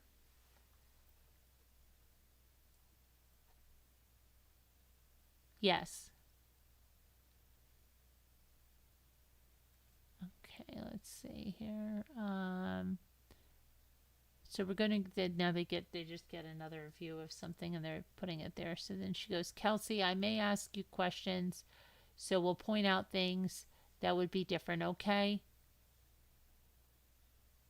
Do you recognize that area as the mirror's entrance? Yes. Now as you come up to this T, if you turn, where does it go? Freedom Bridge. Okay, and so if you turn left, where does it go? High Bridge. Now this is a paved path. Was it paved back in 2017? No. And what would have the surface been? Just dirt or gravel? I'm going to stop this here for you to give some explanation about what's different, Kelsey. Okay. And would you agree the area's been improved since 2017? Yes, a lot. Okay, you want to come down and talk about what you remember? You can do it from the side so that the side rails. So did these side rails exist back then? No. Did you say the side rails were replaced with something new? What part are you talking about? So this part is no longer railroad ties, okay? And so you're saying in here? Yeah, it'd be this whole section. Okay, and was this little stand here on the left, did it exist back then? No, it wouldn't have been able to. You talked about a barrier back then. Where would the barrier approximately have been? Somewhere around here. Are you pointing to an area where the gravel kind of goes off to the side of the trail? Yes. And there's two different colors of improvement there. One is a lighter color and the other is darker. Would you say it was in this vicinity? Yes. Okay. And so if you were crossing the high bridge then, what would you have to do to get to it? There would have been a space between the bridge and the ground that you had to step over. And then did you also have to climb over or go around the barrier? You have to go around it. It was just kind of like a gate that just went to like here. Okay, so there's space around it? Yes. To go around? Yes. Okay, so this would have been unimproved railroad trestle? Correct. With no side rails? Right. And now we're at the portion of unimproved portion. Is that what it all would have looked like? Yes. And this video shows a platform off the right, a platform off to the left. Were there more platforms at the beginning, prior to the beginning of it in the video, based on what the improvement was made? Yes. Okay, is that the end, as you remember it, the end of the railroad trestle bridge? Yes. And you said you went down to the left, so we're talking to the direction that you went down. Yes. And do you see the gravel drive that you referred to? You went underneath the bridge. Was that in the video? Yeah. Okay, so you went down to the left, then back on the gravel drive. Yeah, yes. If you were at the top, what I would call the end, not the beginning, where the high trail is, that's a walking path, but at the end of the high bridge, could you see someone at the beginning of the high bridge? No. Okay, while he's putting that away, and just in case I didn't judge, we'd move to admit the exhibit. You did. All right. I'll give that flash drive to the court reporter. Let's talk about Snapchat, okay? So we're having various ages of people on here on the jury, so we want to make sure that we talk about what was Snapchat like in 2017 to the best of your recollection, okay? So you used it to communicate with your sister. Can you explain that? Yeah, we would text back and forth using it. You could send pictures, but you could also like messages and all of it. It would just disappear unless you saved them. Okay, so is Snapchat an application that you download to your phone? Yes. Free? Yes. Back in 2017, did you find it to be common that people your age and Libby's age would use it to communicate instead of traditional texting and calling on the phone? Yes. Did a Snapchat message always include a picture? No. And so it had a texting feature by itself? Yes. And so, and then what? It included a picture? What was that like? She could have sent a picture with words on the picture. Okay, and you said that the message would go away. Can you explain that? If you didn't save it, they would just disappear after 24 hours. Okay, did it allow the user to have limited people in, let's say, their address book for that app? It would be like adding friends, yeah.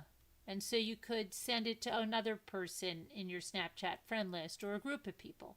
Yeah, you could message like one person or you could post on your story and then that would be for any of your friends to see. And would the user have the ability to decide who had access to their story? I don't remember if you could then. Okay, did you have access to your sister's story? Yeah. So you had to be friends on Super Chat in order to see them. Did you see Snapchat images on Libby's story the day after you dropped her off the trail? Yes. What did you see? I remember a picture of just the bridge and then a picture of Abby on the bridge. And did the image of Abby on the bridge look to you like an image from the very same day? Yes.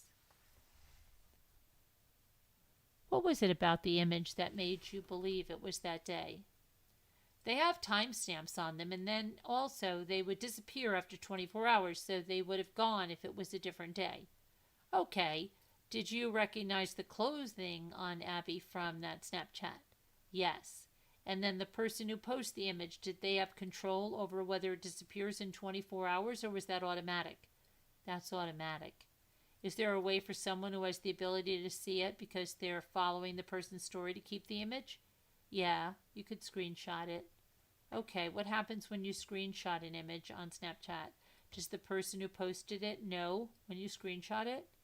Yes, it would tell them underneath the picture. So they receive a notice. It wouldn't like notify you, but you could go into the picture and see who saved it.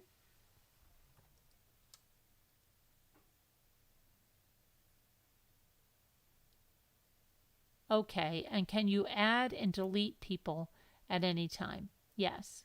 On Snapchat? Yes. And so you see an image of Abby on the high bridge, and it coincides with you having dropped your sister and Abby at the bridge, correct? Or at the trail, correct? And do you hear from Libby at any time while she's on the trail before you receive a call from the family that she's missing? No. Were there other Snapchat images besides the two you described? Not that I remember. On the 13th, when you described the 13th of February, when you were out and crossed the bridge with Cody to search, and after you came back, you said you were at the police station before dark. Is that right? That's what I remember, yes. Okay. And so did you ever then go back to the trail to search more after dark?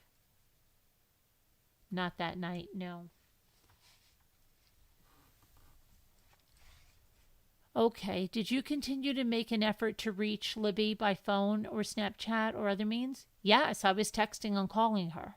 And then the next day on the 14th? Well, let me back up.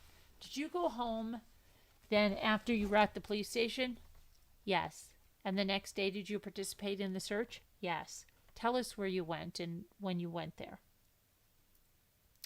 We were divided into groups. My group went to the high bridge and was the group that was supposed to cross the bridge, and we went back to the driveway.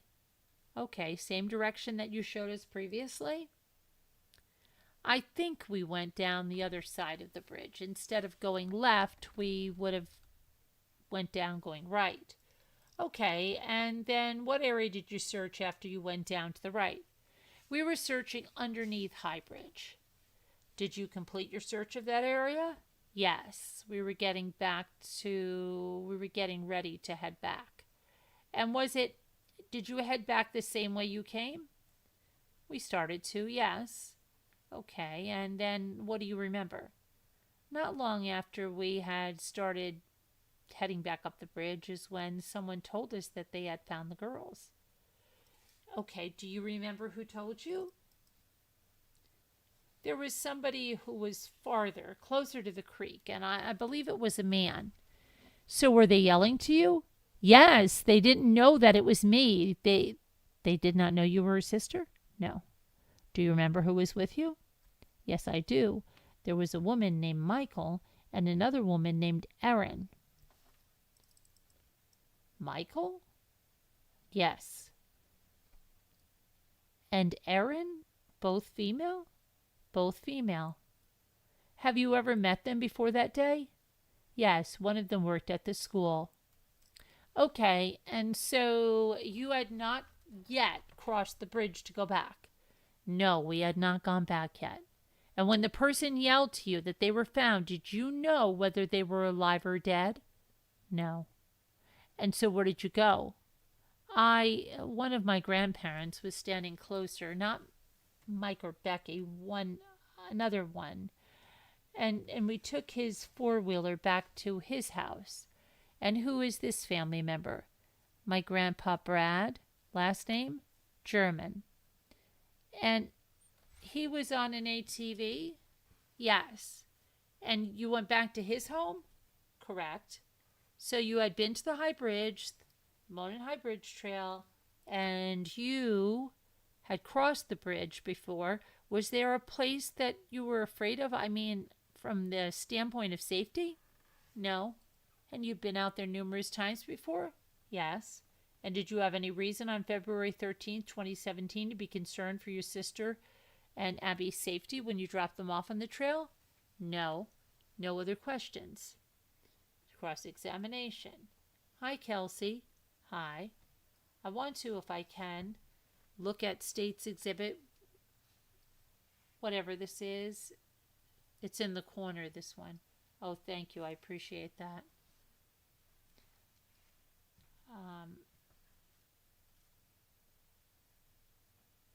Can I use your easel?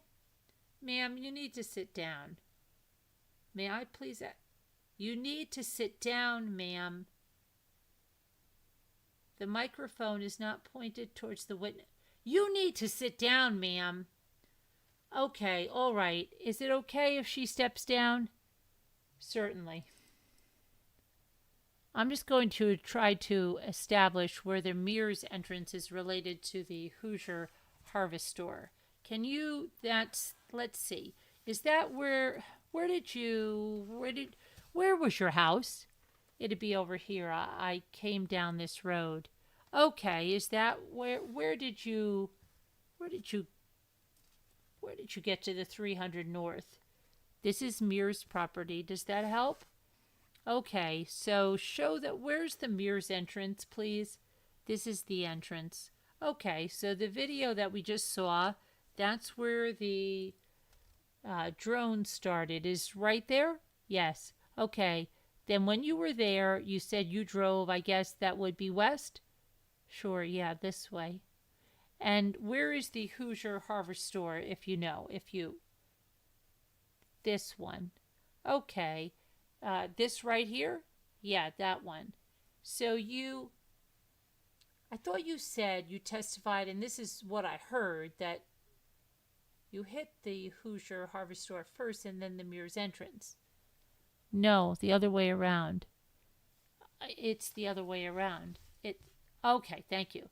You may be seated. Thank you. Okay. Do you know if there's a camera at the Hoosier Harvest Store? I've heard that. Yes. Okay. So would you have, I guess we'll go this way. You would have parked at the mirror's entrance for a period of time, long enough for them to get out. Okay, and then you would have headed this way, and then the camera, if there is one, would have caught you right after that. Is that accurate? Yes. And it's been a long time, so I don't know if you remember, but when you pulled into the mirrors lot, did you like go all the way in, part way in? Do you know? I just kind of pulled in. Okay, and so did you end up having to back out, or did you? No, I just went to this spot. I was still facing the road. Okay. Thank you. And Libby was in the front seat? Yes. And Abby was in the back seat? Yes. We saw that in the photo. Were you in the courtroom when your grandma testified? No. Okay. Was Abby, I'm sorry, was Libby an outspoken person, would you say? Yes. A bigly outspoken or just kind of regular outspoken? I'd say regular. Regular, would she stand up for others? Absolutely. Was she afraid to raise her voice at people? No. Did she have a good, strong voice? Yes. Now, you found out the girls were missing around 4 p.m. Is that correct? Correct. So the search, whenever it happened, it did not happen until sometime after 4 p.m. Your search? Right, when I got there, yes. And you said somehow you connected with Cody, your cousin, is that correct? He's my uncle, but yes. Uncle, sorry. And you went directly to the bridge, is that correct? Correct. And why did you do that? That's where my family was, and the girls have been there. Okay, and how do you know that? They posted on Snapchat, and I dropped them off. Now the bridge, I mean, you talked about it. You would call it dangerous? Yes. In fact, I think you said in the past you had gotten on your hands and knees and crawled across it. Is that correct? The first time, yes. All the way across? No, when you get to portions where a full person could fall in through them, yes. When I was a younger lawyer, I would have got on the ground to demonstrate, but I'm not going to do that now. But when you say on your hands and knees, do you mean on your hands and knees you would crawl?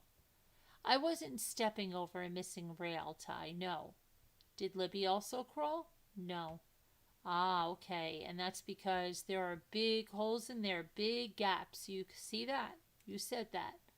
Yes. You would not run across that. No. It would be a foolish thing to do. That would be awful. Awful. It'd be a dangerous thing to do. Yes. Now I want to clear up this Snapchat business because I am an older guy and get confused, and I get confused by that. There's a Snapchat thing that disappears after 30 days or 30 seconds I've heard about. Is that a thing? A Snapchat picture can disappear in 10 seconds. 10 seconds? Yeah. Okay, but you said that this one would be 24 hours. That's where I get confused. If you post on your story, it'll stay there for 24 hours. Okay, so whatever Libby sent you was not the kind that disappears in 10 seconds, correct? Correct. She posted on her story. It was on her story, so that would be there for 24 hours? Yes. And you had seen and you remember the image of Abby on the bridge that was posted on Libby's story? Yes. And you see that multiple times? Yes. And just so the photo would be from Libby going south towards the end of the bridge facing this way and taking a Snapchat of Abby coming this way. Is that correct? Libby would have been facing the beginning of the bridge. Abby was coming towards her. Yes. Right. So if Libby had her phone out and was taking photos, she'd be here if the south end of the bridge was where the girls ended up was here, Libby would be this way, looking that way, as Abby was coming towards her. Is that correct? Yes. And in that, was this about 1/3 to 1/2 across the bridge? I'm not sure. Would it help if I refreshed your recollection with the image of that photo? Sure. I'll hand you what's been marked as Defendant's Exhibit A. Take a second to look at it. How far would you say Abby was when that photo was snapped related to the bridge? Not very far, because you can still see the water in the beginning of the bridge. So do you know how is it? Are you good with fractions like 1/3, 1/2? I'd say maybe a fourth. 25% of the way there? Yeah. Judge, I would object to having the witness speculate. Sustained. Does that fairly inaccurately, that Exhibit 1, or is it Exhibit A? Does that fairly inaccurately depict the image the way you saw on Libby's, what's it called again? Snapchat. The Snapchat. Sorry. The story on her story on February 13, 2017? Yes. Okay, then let's see.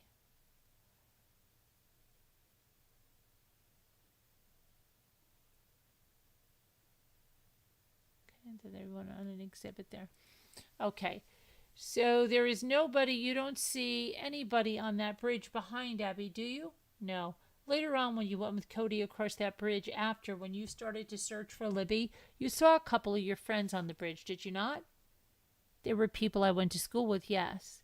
And that was a Maya Abbott and an Evan Fritz?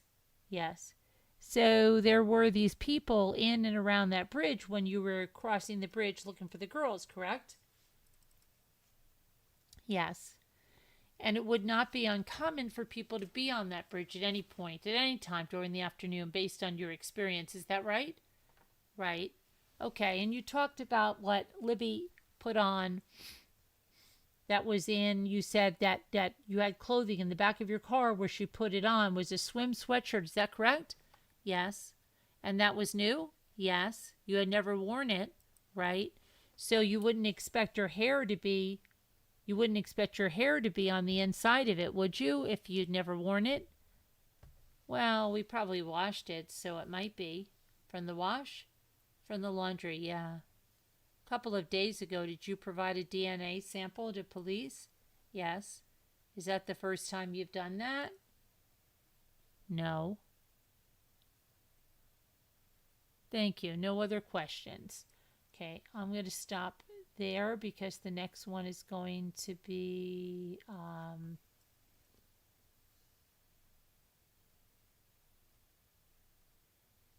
think it's going to be Kathy Allen. No, Jared Sherman. Okay, but I have an early day tomorrow, so I'm going to do the word cookie, and then I am going to go to sleep. Hi, One Eye. How are you? Debbie D. Jen Grill. Hi. Linda. Hello there.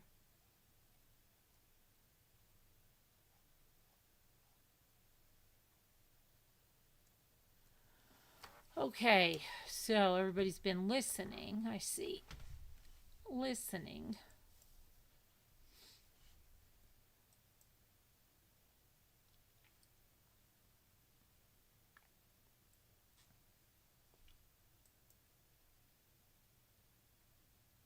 Welcome, Gil.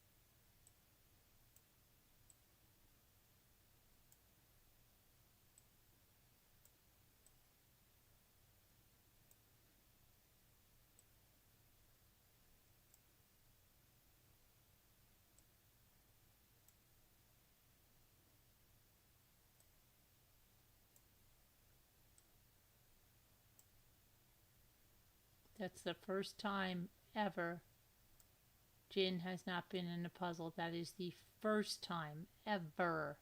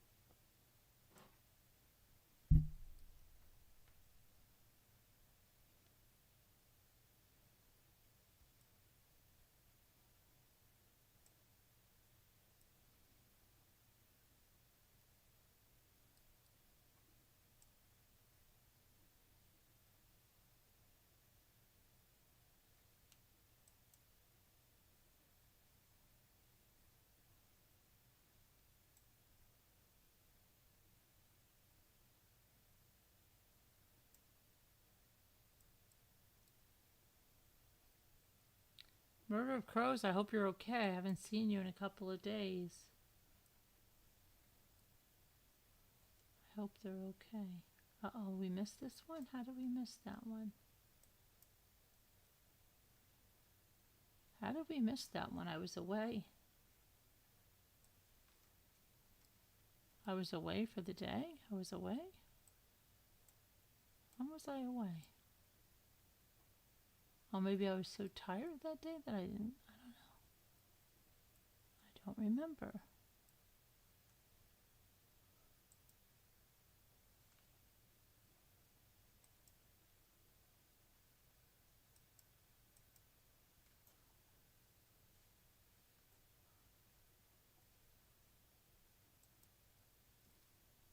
Hold on, I don't know why it's making me play this thing.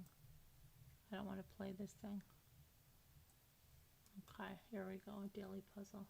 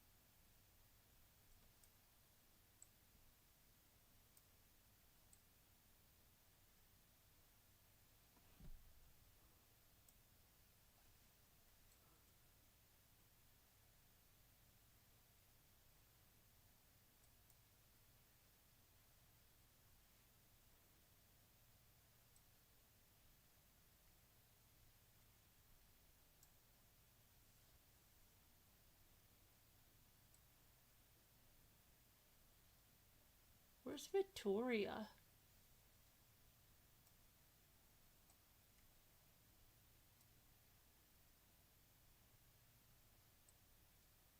Victoria, Murder of Crows. Heart Made Wise, High 61.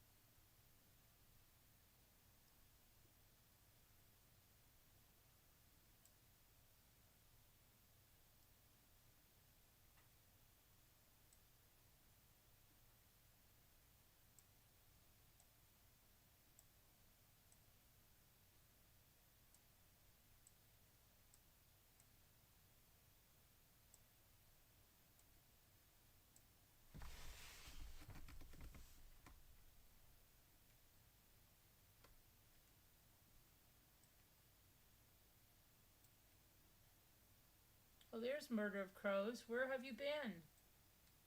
Where have you been? Where's Victoria? Where's High 61? Where have you guys all been? Where'd you go? You don't like us anymore? Hair. It's not there.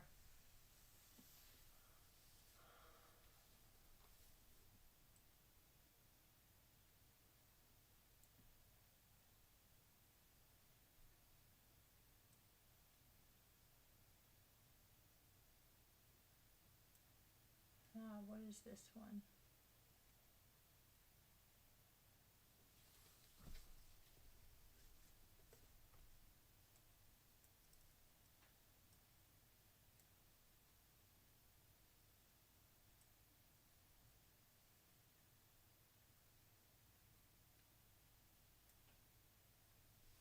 got that one via, okay.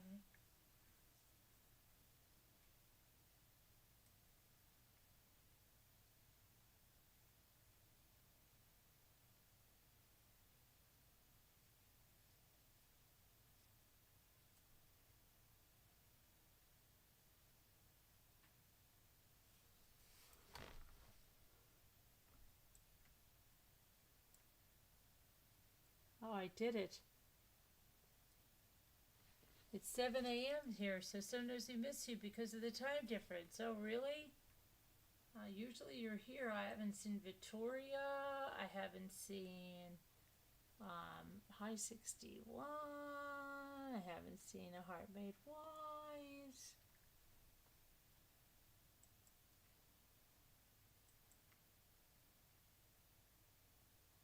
Time difference? Okay.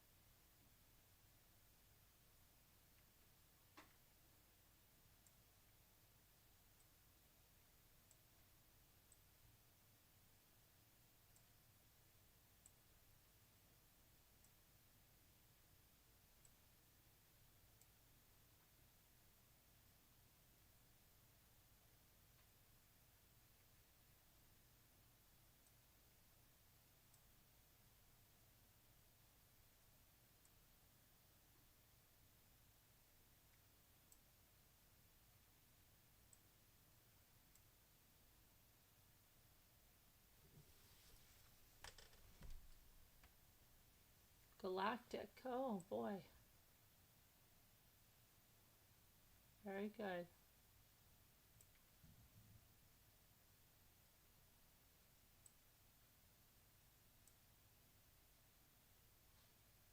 I got Gala too when you said that.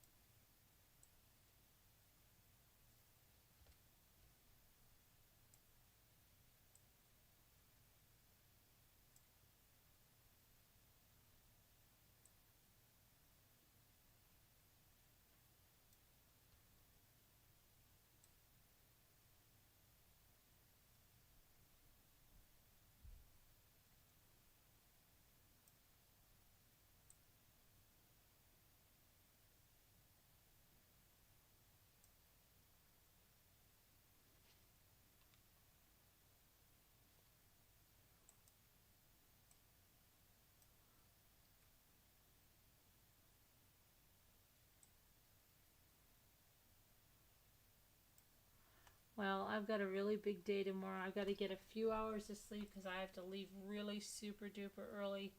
I love you guys. God bless. Prayers. I'll see you tomorrow. Be good. Prayers for everybody that needs them. Good night, everybody. Love you guys.